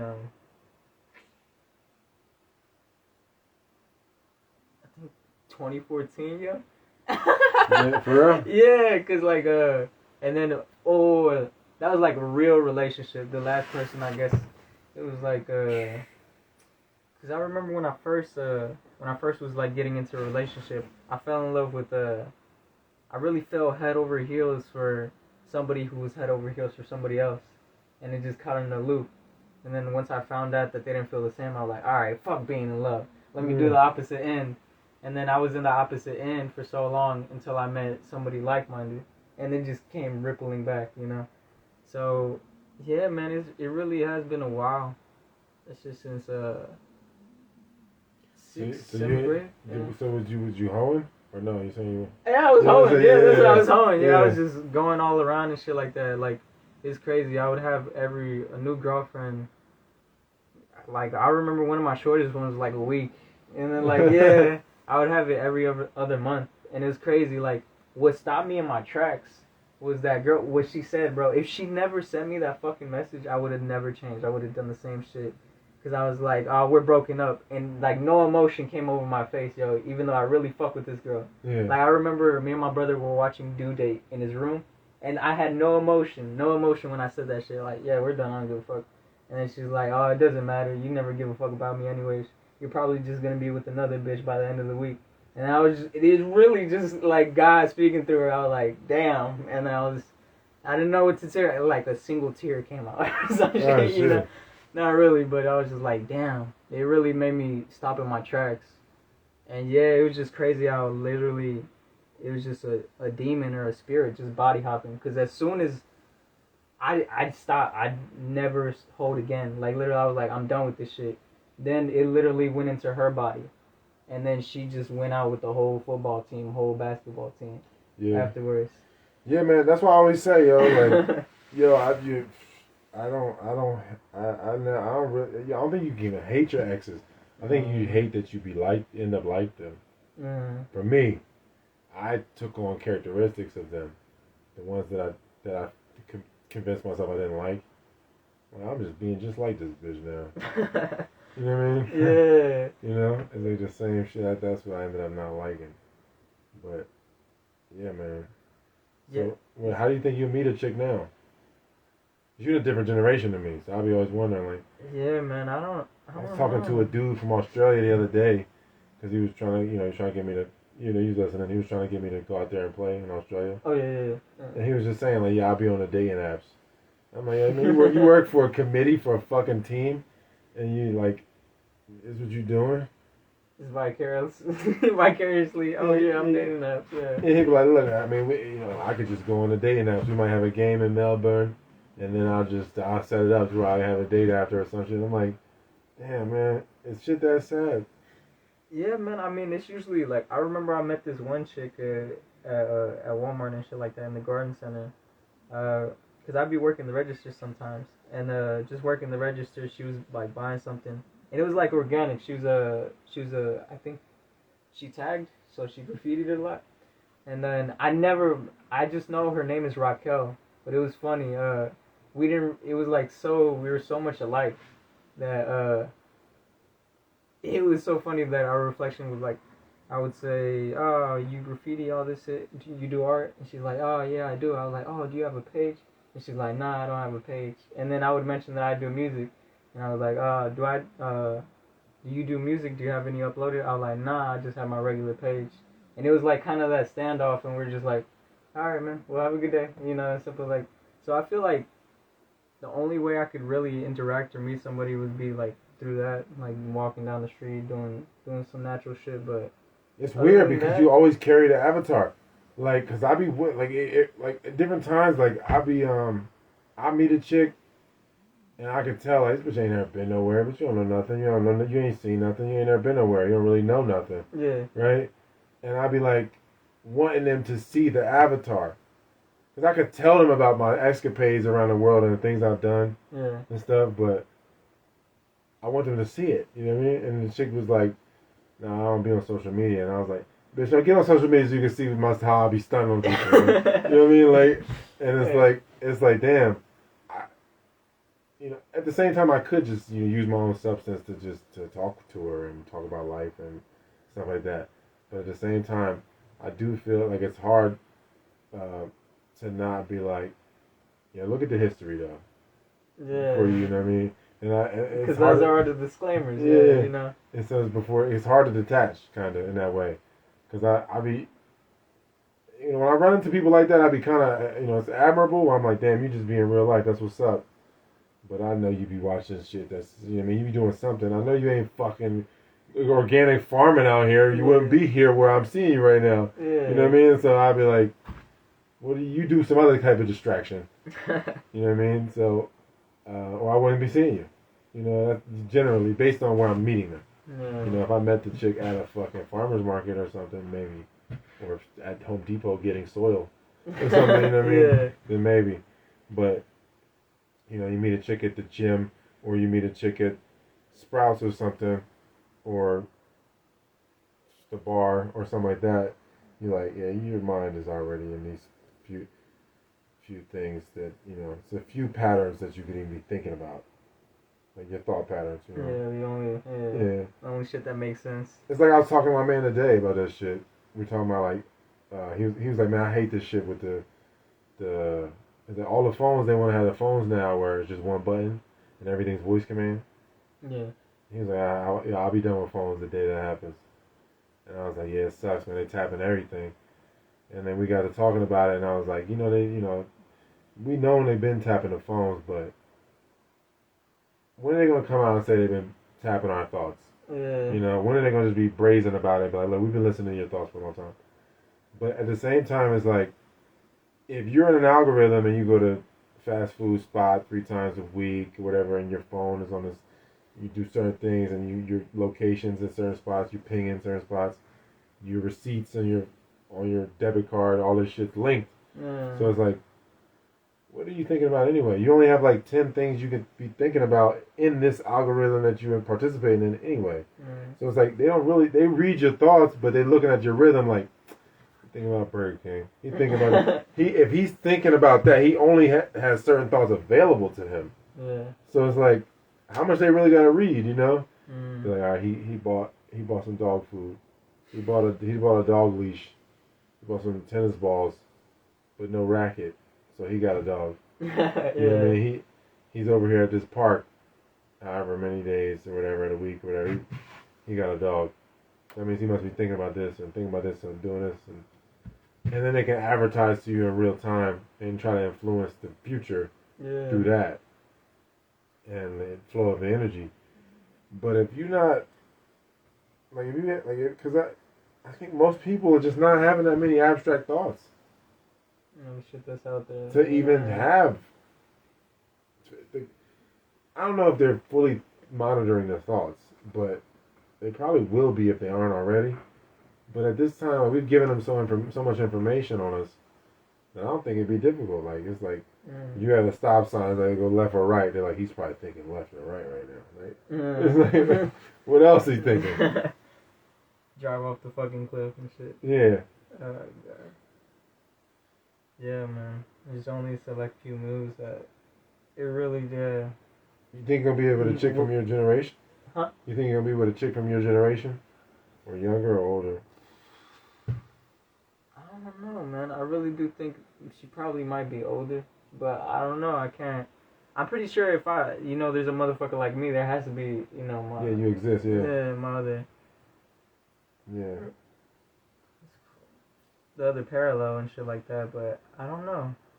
I can't say I've fully met somebody, because when I would talk about some of the shit, basic shit that you would go over, it would be so brand new and so fresh, and it's like, okay, still is timing. So yeah, I really do feel like it would probably be somebody older, because usually I mean that's people who already kind of establish it, have these ideas, you know, gone through all their relationships and all these different things to where they kind of have an idea of what I guess their true value or true worth, whatever the fuck. But know what they truly want, I guess, or truly the difference between a want and a need. But it really be difficult, because I'd be looking at, you know, the girls I went to school with, and I'm like, oh dang, okay, that makes sense. You know, it makes sense that you would become this, or like go in this direction in this way. But yeah, I can't really say I've ever met somebody that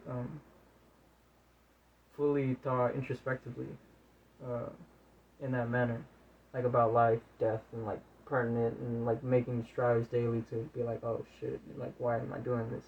Because like the main reason I came across you was crazy. Like I was doing all this type of shit when I was like 12 and shit like that, like watching crazy ass shits, you know, thinking about conspiracies or whatever the fuck's just outlandish shit. And then finally like meeting somebody that could fully break it down and mend the seams cohesively. Yeah, it really takes timing. So like just I had to prepare, had to get all that preparatory study to even be able to understand this. So it really be a lot when you like first meet a chick and then you're talking to her about this, and it's just like she hasn't even done the preparatory study, or like has like foreknowledge somewhat, you know, somewhat of these concepts. Yeah, like I met this chick, man, and I knew our lifestyle was not the same, so it's like hard to like even go forward. And she got the vaccine, and like I know she eat garbage if she had the vaccine, you know what I mean? And she wear a lot of makeup and stuff.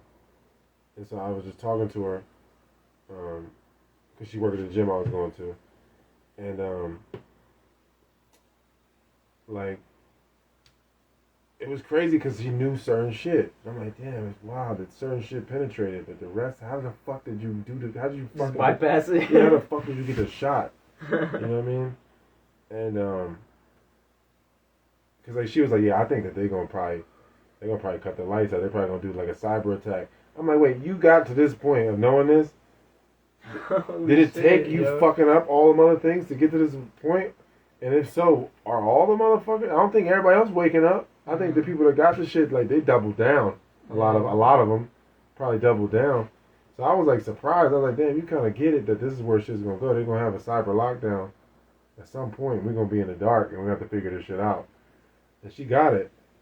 And I was like, damn, that's wild. Like, I can't fuck with you because what you put in your body and your identity of your self identity. Your identity is not accurate to who you really are. But certain shit you get, like you sat down and watched some shit and gave you some patience to some shit, and I'm like, wow, that made it. So I'm like, that's kind of, I guess it's like mainstream now. If this is going on, I mean, I guess that is like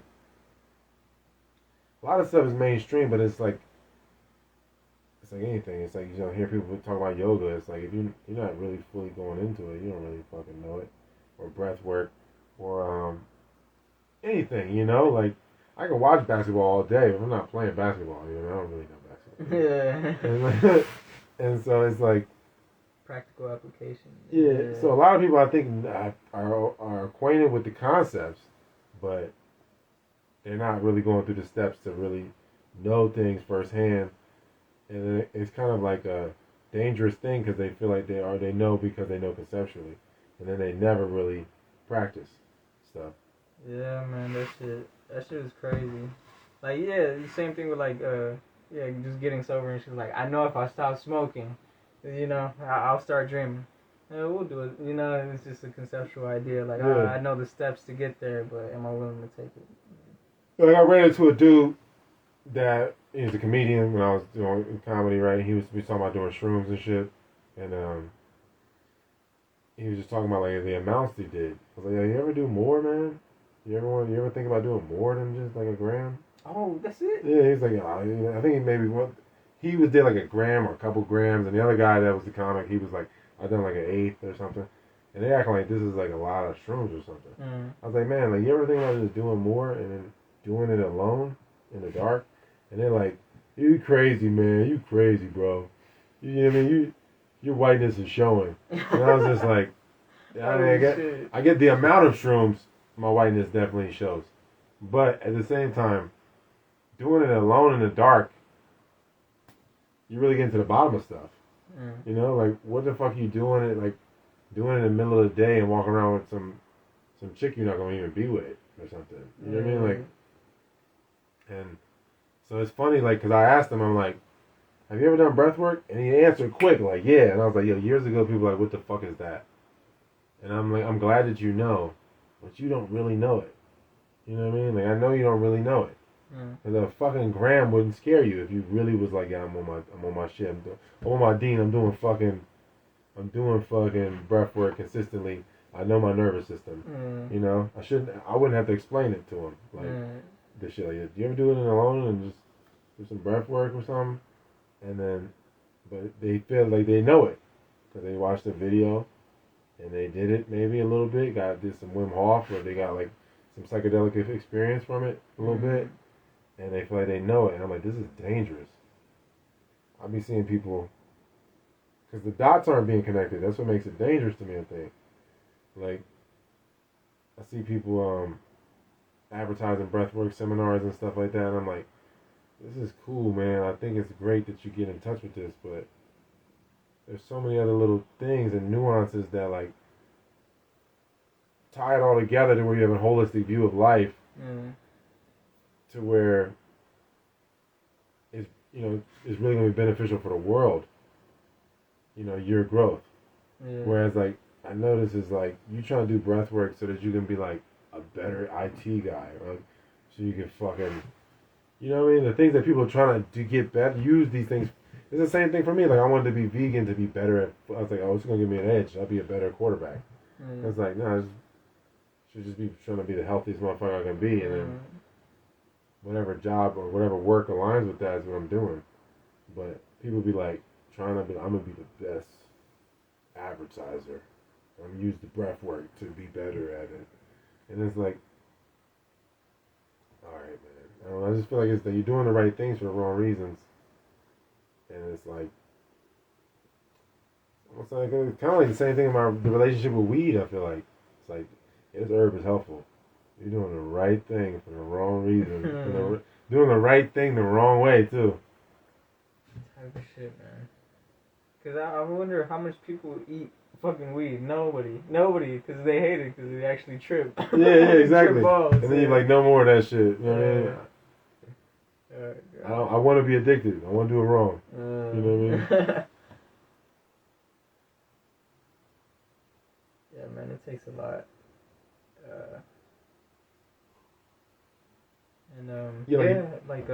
I can't believe that. I'm so glad I came across you. That's why when it came to these topics, bro, because it's just like, then after seeing you and then looking at everybody else, I'm like, damn, it really is like skewed. It's so compartmentalized, just one.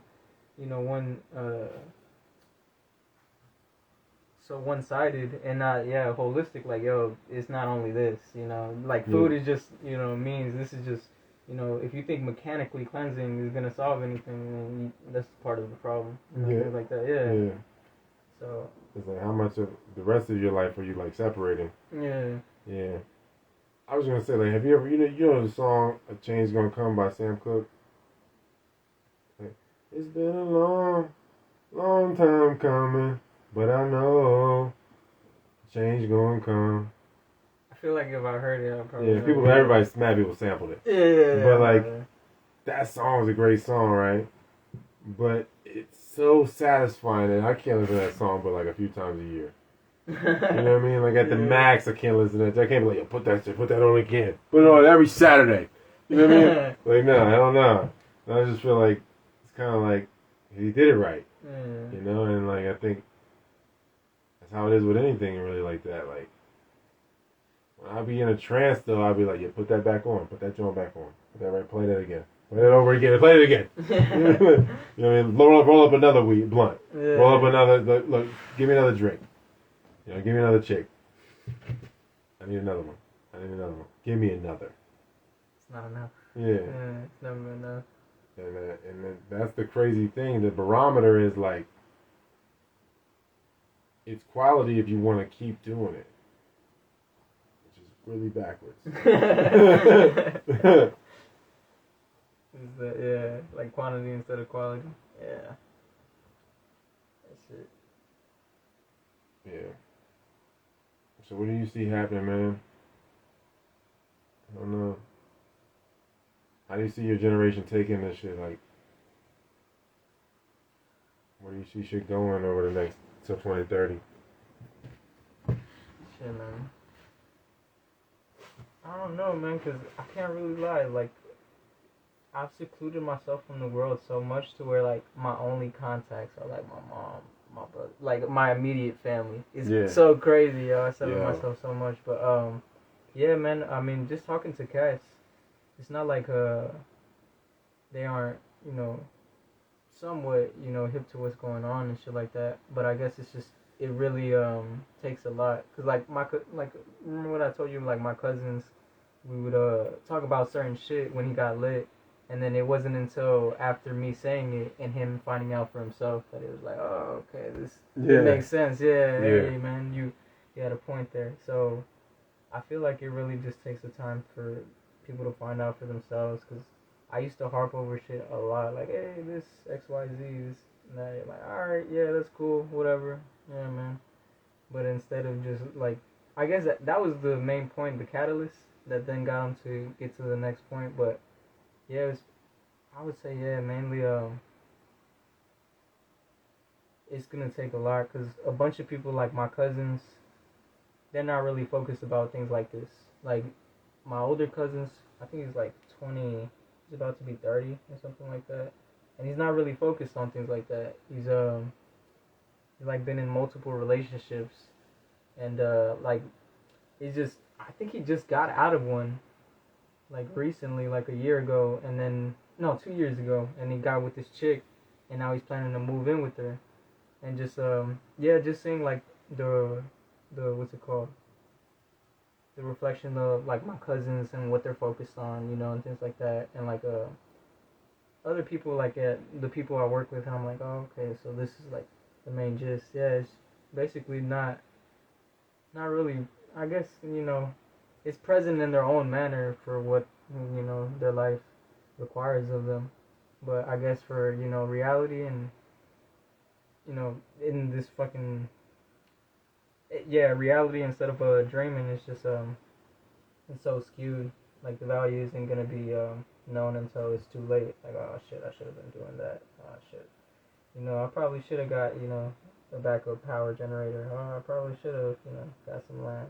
I probably should have, like, learned some videos of how to do some shit. But, yeah, I feel like it's going to be a panic, because, like, people older than me, like, don't even know. And, like, they're, like, they know about certain shit that's, like, outlandish, you know, like, out there. But, I guess certain things, like you said, it would just, certain things would come through, and then other things you would bypass. And I guess just selecting from the buffet and shit like that. Yeah, man. Yeah, I mean, I feel like, you know, that I had, it's kind of like what I was saying about, I was saying something about childhood friends the other day. I don't know if you remember. I forget exactly what. Like, you forced to be friends, or what? It was something like, I was just saying, like, I don't have that many childhood friends like that's around. Oh, yeah, like, we cool or whatever. Mm-hmm. But I be feeling like, at this point, like, I guess it's like just letting the energy come back. Because, like, I didn't, I kind of was trying to fight to hold on to relationships for a long time, I think. And then I went to a place where I was like, fuck everything. And then, now I feel like I'm kind of more welcome in it, you know, just having, you know, we're just people around as real people. Like, because I, you know, for a long time I really didn't have no friends. It was like just my brother. And, you know, like you said, immediate family. Yeah. You know, and my sister, and then, my man that helped me get this place here, he always been a friend to me. And then that was kind of it for a long time. And then, life kind of started playing out, and then I started just having experiences with people again. And like, you know what I mean? And I'm like, damn, man, people ain't so bad. It's almost like I'm meeting like another class of friends. Like life giving me another chance to experience friendship. Mm-hmm. I don't think I really had it. And camaraderie. Yeah, like I think I got a friend. My one friend I grew up with. He's like a cousin, so it's like he's just always gonna be there. But like, I feel like I never really had a choice. I don't think I had a choice with him because he's basically family. But I feel like my other friends, they weren't really. It was almost like going to jail. We just was going to school together, you know what I mean? And we lived in the same area, and it was like we was forced. Who else are you gonna play basketball with or whatever? Yeah. You know. And now it's like I think I have an opportunity to actually we can or have on our own volition forge like a brotherhood, instead of what it was before. And it's fine. I learned a lot, but now I looked up. Now I was thinking the other day, because I was talking to this chick on the phone or whatever, and like I was so used to saying like, man, I ain't got no friends, you know what I mean? But then I was thinking like, damn, actually, in the last few years, I've actually kind of developed some friendships. You know what I mean? Since like 2018, I feel like. I think I started actually being like, damn, actually some people, we talk and we don't even be trying to get things from each other. We just keeping up with each other. Whereas before, I think everything was just kind of conditional.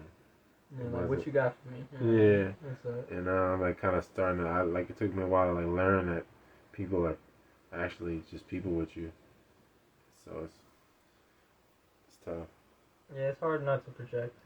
It really is. Like, yeah, man. That's why I was just like, it's just real, because I'm like, like, for the longest, I was like, man, like, why waste time? Why waste time talking to somebody who's just wasting my breath and shit like that? But then I'm like, man, maybe I should give people the benefit of the doubt, Like, don't over harp on things, but just keep it concise and, to what,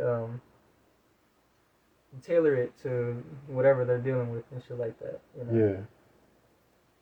So that way you just stay serene in every situation and just yeah, be virtuous, I guess. Yeah, cause like my man in Alabama, I got a friend in Massachusetts, like you and your brother, the old dude that helped me get this place. And then it's always like, I feel like the friends that I forget about the most, too, would be the ones where I don't see them for years, and I see them like, oh, shit, that's right, I like to see you. I like to see you smile, And they exist. It's just that I be so secluded that it's easy to forget, Yeah. I be feeling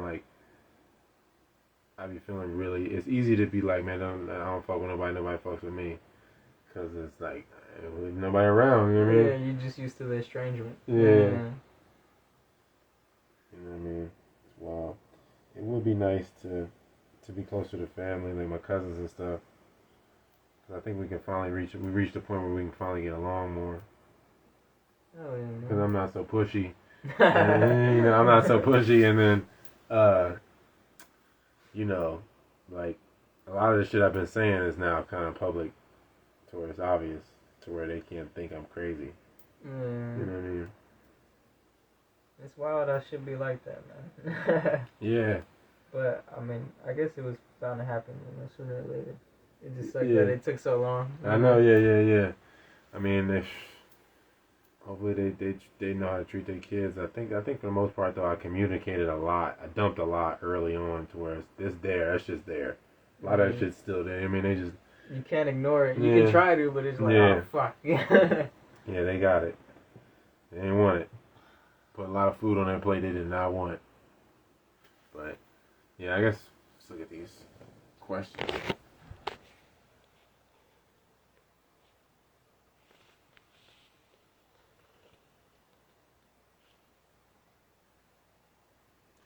If someone's homeless or living in their car, what is the best decision to move forward? I don't know, if you got like a 2012, you could always Uber. And I mean, I met this dude that said he made $80,000 a year off of Uber. You got 2012 or newer. or you could use one of they'll let you use one of their whips. Oh Uber. yeah. At least that. Yeah, and so where you can make some decent money. I don't think it's as much, but it's still decent. Something. So I think you could do that. You could you could DoorDash on like a bike in like an inner city or something. If you want to be somewhere rural, I mean, I think you could just get a job, get a few thousand, and fucking buy a fucking vacant lot, unrestricted land somewhere in the middle of nowhere, and go to town on that thing. That's what I think. And that's what you could do. You know what I mean? Like, gotta plot that. Like, get a place where you can park your vehicle, and then if you gotta work in the town, then go work in town, or do whatever you gotta do. Uber, fucking DoorDash, whatever you gotta do, and then go run back to your property for a few days and recharge and try to make it better and better over the years. And I think that's the only thing you can do. If you're living in your car, I don't really know. Yeah. I mean, yeah, that's one of the best case scenarios that you got. Yeah, because you have a car at least. Yeah, that's some form of transportation. Yeah, or you could work at a pizza place. I don't know.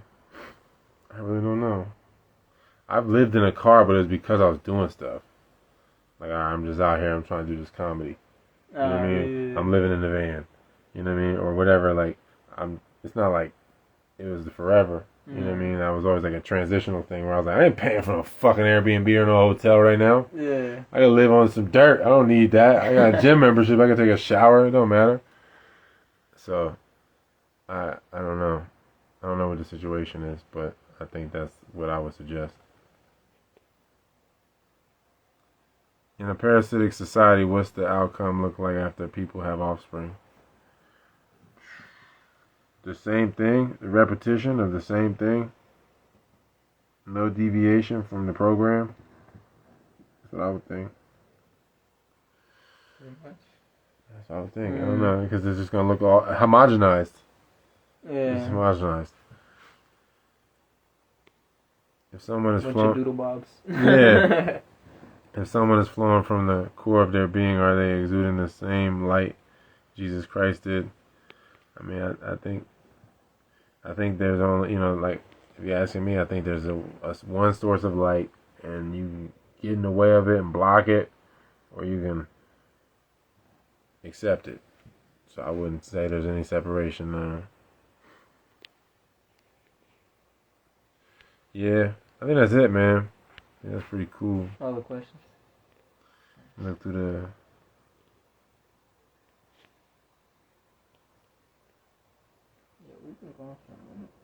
Yeah, for real. Thank you guys. Patreon.com/Taylor Durden. How's this year gonna go? I think they're gonna probably remove Biden. I seen CNN even taking shots at Biden. You know what I mean? So I think they're probably gonna remove Biden because that's a L. They're trying to make the DNC, the Democratic National Convention in Chicago. They're trying to make it digital again. Ain't even no COVID. Damn. So either they planning to do some fuckery, or they just know that people gonna riot because they got the protest permits. There's a bunch of people protesting Biden because the Palestine thing. Yeah. And so they're Democrat voters. You know what I mean? That are protesting him. Yeah. So like, that's just not a good look. You know what I mean? Like it would mushroom the rest of the country. They're gonna be like, yeah, fuck him. Yeah. You know what I mean? So they can't let that happen. So I guess they're gonna do the digital joint, which is just pathetic. That's if they ride with Biden, and then they're gonna have to flagrantly steal it, which is just like, I guess the best thing you could do if you wanted to make people hate each other even more. And then,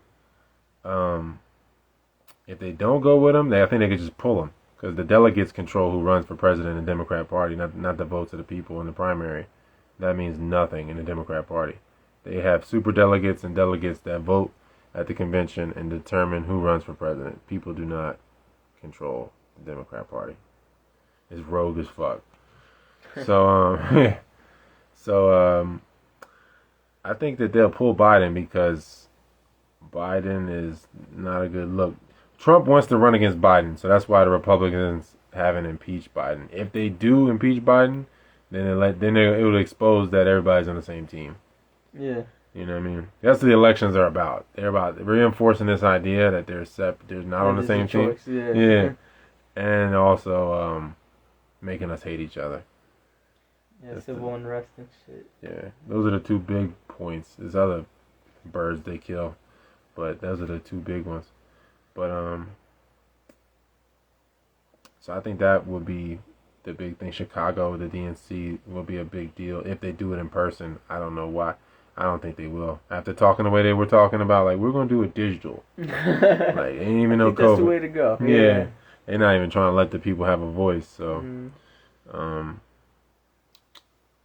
I think that they feel like they got enough immigrants from around the world to be their new voting bloc and to change the census to where they'll have more electoral votes. Because even if you're a legal immigrant or not, you get counted in the census if you're here. So that determines the population, determines the electoral votes. So you can still win the electoral college, and you have more House seats in Congress. So you can just control the politics just by stuffing this place with millions of people. And I think that they already had a place where we got that already. We're good. So we don't need you guys. We don't need Americans no more. I think they're in that space.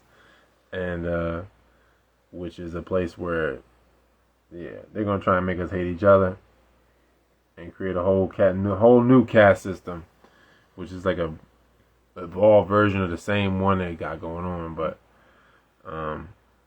yeah, I think that's how the year will go. I think they'll either remove Biden, and then that would energize the Democrat base, especially the youth vote. If they remove Biden, put Michelle Obama in there or somebody else to be running for president, that would be energizing for the Democrat base. But if they just try to strong arm it, then what you're gonna have is, if Biden stays in, it's gonna be some shit with this Israel shit, because they know that Trump he's heavily aligned publicly with the Israeli lobby. Yeah. So he's gonna have to take a hard stance on them, which would radicalize the youth vote, the Democrats, because they're all like Free Palestine in the campuses and stuff. Yeah. The youth vote is like Free Palestine. So that's the only way that I think they could do it, is that if Trump takes a hard stance on Israel, he already has, but if he makes it worse, to where he's like super pro-Israel openly, then he's gonna push all of those voters back to Biden just because he's gonna represent Israel. Yeah. So then it'll have this Israel versus Palestine thing going on everywhere. It'll be more expanded, because I mean they have them shits. They have them in Texas around you. Yeah, like some already. They had them down out here and shit too. So I mean, in Fresno. So I know they around wherever there's universities. You're gonna have it. So the young people think it's cool. You know what I mean, to be like that, and I agree with them more on that circumstance than Trump. Yeah. You know, that's where my liberalism shows, where I'm just like, fuck them. You know, that side. I want this video to get uploaded, so fuck that side. And so but not because I just love Palestinians or nothing like that. I just feel like fuck that side. You know what I mean? Fuck that group of motherfuckers. You know what I mean? They're just a pawn in a crazy chess match that get used against us all crazily. But I think that, so you got the Palestine-Israel thing is going to be like the new BLM thing. That's what I think. That makes sense. Because BLM was all... What the fuck is BML? Yeah, BLM is just Free Palestine now. Yeah. So I think you're just going to get that everywhere. You're going to get the... Because it's George Soros funding a lot of it. His Open Society Foundation. So they're bankrolling that. And that's how you know they're not really the tribe of Judah or Jews or whatever, because Soros supposedly a Jew. Why would he fund Free Palestine? Yeah. You know what I mean? They're not. They know they're not, and they know this is just division. So I think that they'll have the conservatives, if they fall into the trap of Israel and pro-cop, back to blue in Israel, and then the left is Free Palestine, fuck the police, we're going to have a repeat of the same shit. all over again. The whole BLM bullshit, all that shit. Mm. You know what I mean? It's just gonna just be morphed into Israel Palestine, and then you'll have, with the border being open, I think there probably is already people that's like terror cells, like Timothy McVeigh was like a patsy for the feds. Like he blew up the Oklahoma City building in like '95 or some dumb shit. I forget what year it was, but the feds, you know what I mean? He was like a pawn. Yeah. Okay. You know what I mean? Yeah. You know what I mean? He wasn't. So they get people that's already radicalized or people they can control. You know what I mean? And then it'd be like 20 feds and like 2 real dudes that's just dumb, and they fall for the trap. And they be like, look, these is Trump supporters. They're fucking radical right wingers or whatever. Or they'd be like, this is Islamist supremacist extremists or whatever. And so I think that they could play that, but they could play that either way or both. They could have like false flags with radicalized Islamists, and no one's gonna be doing nothing about it. Yeah. It's gonna happen, and then you'll have right wingers that will get riled up, like if no one's doing shit, they killing us or they doing this or whatever, and then they'll be like, look at these racist right wingers, Yeah. you know what I mean? And then it'll be stupid, and then the election will happen, and they're either gonna steal it from Trump, and it's gonna be stupid. Or Trump will win, and it's going to be stupid. You know what I mean? And so it's no winning. I don't think, you know what I mean? And so it'll be crazy. This will probably be the last decent Christmas, New Year's that we'll have. And then once we get into January 6th and Inauguration Day, from that point on through tax season and next summer, 2025, it's just be more reckless, I think, every day. Because whoever wins, we lose. I think. Yeah. That's what I think. They're gonna divide us as much as they can, because the young, it's always old versus young, and the youth is Palestine, and then a lot of the old conservatives going with the Israel thing just cause man. I don't know, man, why they do that, but because I heard my man told me today, like, we need Israel. I was like, no, the fuck we don't. You know what I mean? But then it's like, that's crazy. Yeah, he was like, because he was saying like we need them to control the Middle East. And I'm like, bro, you're not a part of the structure. You're not benefiting from the fact that they're positioning themselves to radicalize Islam. Because you look at fucking Iran years ago, they was fucking they were pretty advanced, man. You know what I mean? Like they had like in Iran before the 50s. It didn't look much different. You know what I mean? The women would have more rights and everything, but they wanted radicalized Islam. They wanted people to be having dirt floors and fucking psychopolygamists. You know what I mean? They wanted that so that they can have dictators and they control those people, and then they could use them as weapons. They could like Obama funding ISIS and stuff like that. And he was like, "Oh, they're just moderate rebels. They're just moderate." He said that out of his mouth, man. Like.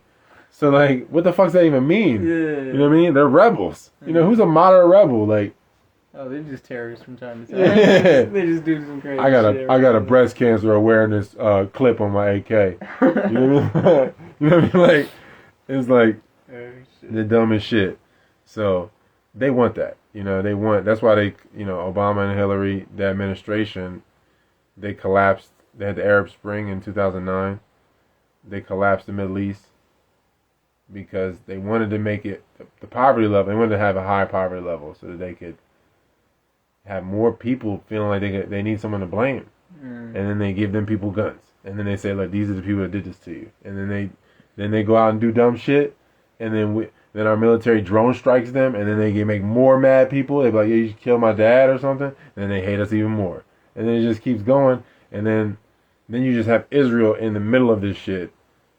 This phony ass Israel in the middle of this shit, that's like a fucking big ass aircraft carrier for us to like subdue the region, and I'm like, yo, this is any moment they could be like, regional war, and now we prop up our economy with the weapons manufacturing, and you know what I mean, and we'll send a bunch of people over there to die, and we'll send weapons to both sides, and then more of them will die, cause mutual destruction. Yeah, and then we launder money. We'll send these aid packages over there, and then nobody knows where the money went. You know, if you're just getting rice, we get billions of dollars, you get a little bit of rice or some shit. You know what I mean? Like the dumbest shit. So I don't see it getting any better in that way. I think people are just going to be more obvious to the fact, or more privy to the fact that votes mean nothing, and that they're going to have to vote with their energy and their money that they have and their valuables, their barter system, and put something together. And that's it. The more people come to that conclusion, the more that they can take their power back and be like, well, fuck it then. I'm not feeding the system. You know, they're gonna live off. That's why their contingency plan is like, Americans, enough of them know we got to get a bunch of immigrants in here that don't speak English and shit like that from all over the world, not just Latin Americans, all over. You know what I mean? To where we can use them as a tax base, as like a slave class, and a political weapon. They vote the way we want them to vote, and they'll, we give them amnesty so they can vote or whatever, and then we can use them. We can make them the police.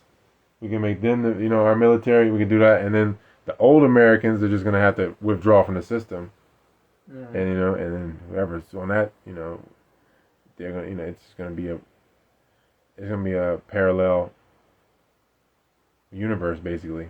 Yeah, because I think like in Texas there is this like Tyson manufacturers like with meats and all that shit. Yeah. Yeah, it's like this little town in Texas. I forgot what the name. I think it was Wiley or Waco. I forgot. But yeah, they ended up firing all the workers that worked there, like all the American workers, and literally hired all immigrants. And it's a small fucking town, yo. So I was just like, damn, that shit. Yeah, that's just crazy. I think I read that like 2 weeks ago. So it's just like, damn, it really be just trying to fucking pit people against each other for no fucking reason. Oh yeah. Yeah, man. That's all it's about. This is crazy, man. That's all it's about, man. You're supposed to, everybody's supposed to not really know themselves and then hate other people and they don't know themselves. That's the whole point of this shit. Yeah, man. But that's why I feel though, like, it ain't no winning with this one. You gotta withdraw. You gotta quit to win. Withdraw from the system, because it will eat you. I don't think that there's really any bargaining with it. The whole thing is like, if you got a job, you should be working that job to where you can not have a job no more. Basically. You know what I mean? To where you can quit that shit and have a piece of land, and some people that, live a similar lifestyle. Might not be the same, but y'all both just fuck the government shit. Yeah. You know what I mean? Because plenty of people out here, I don't agree with a lot of their shit. They might be like hardcore Christians, or they might be like whatever, but they're like, yo, I'm trying to grow my own food.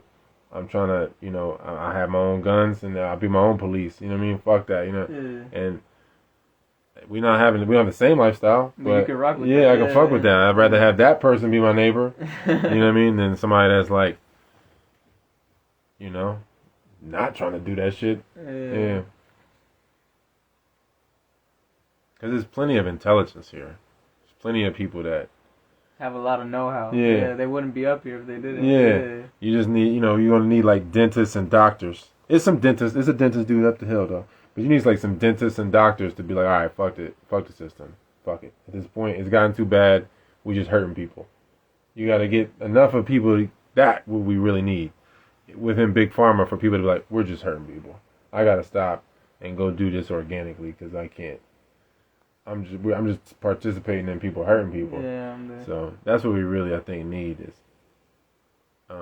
practical physicians, people that know how to sew body parts up, shit like that. Yeah. You know what I mean? Because we could get a bunch of holistic healing motherfuckers, but simple, but we need like somebody, if you got a tooth that you need pulled or shit like that, or you got a neurosurgeons type of shit, yeah. Sew a finger back on or some shit, you know what I mean? Somebody like that, we need that. We need more of that. But as far as mechanical shit and anything like that, I think we're fine. We have a lot of that. Yeah. It's farming, mechanics, electricity. There's a lot of that. It's just need some physicians, some surgeons. But it's probably a lot of military dudes, like ex-military surgeons and people like that. That are eventually going to drop out because where it's going. Yeah. I don't know. So that's what I think, though. I think this is like really like the last year, maybe 2 years of things being kind of normal. But it's no after November 5th, bro. November 5th gonna be crazy. The whole world stock market gonna shift from that. Whatever happens, Yeah. everybody gonna invest differently. You know, based on whatever happens that day, November 5th. So Wait, what's happening? the election. Oh yeah. Yeah. All right. So even though it means nothing, either way we lose. You know, the citizen loses. You gotta really withdraw from the system. You know, Yeah, man. You're gonna die with it. it's designed to eat you. Mm. You know what I mean? It's like I'm gonna get eaten later, so I'm gonna ride out. And you still getting eaten though. Yeah, it's like Patrice said that. He's like, motherfuckers wait in line to get eaten by the beast. Yeah. And then get shit out and then get back in line. Yeah, for real. Now this shit happen again. Yeah. So yeah, man.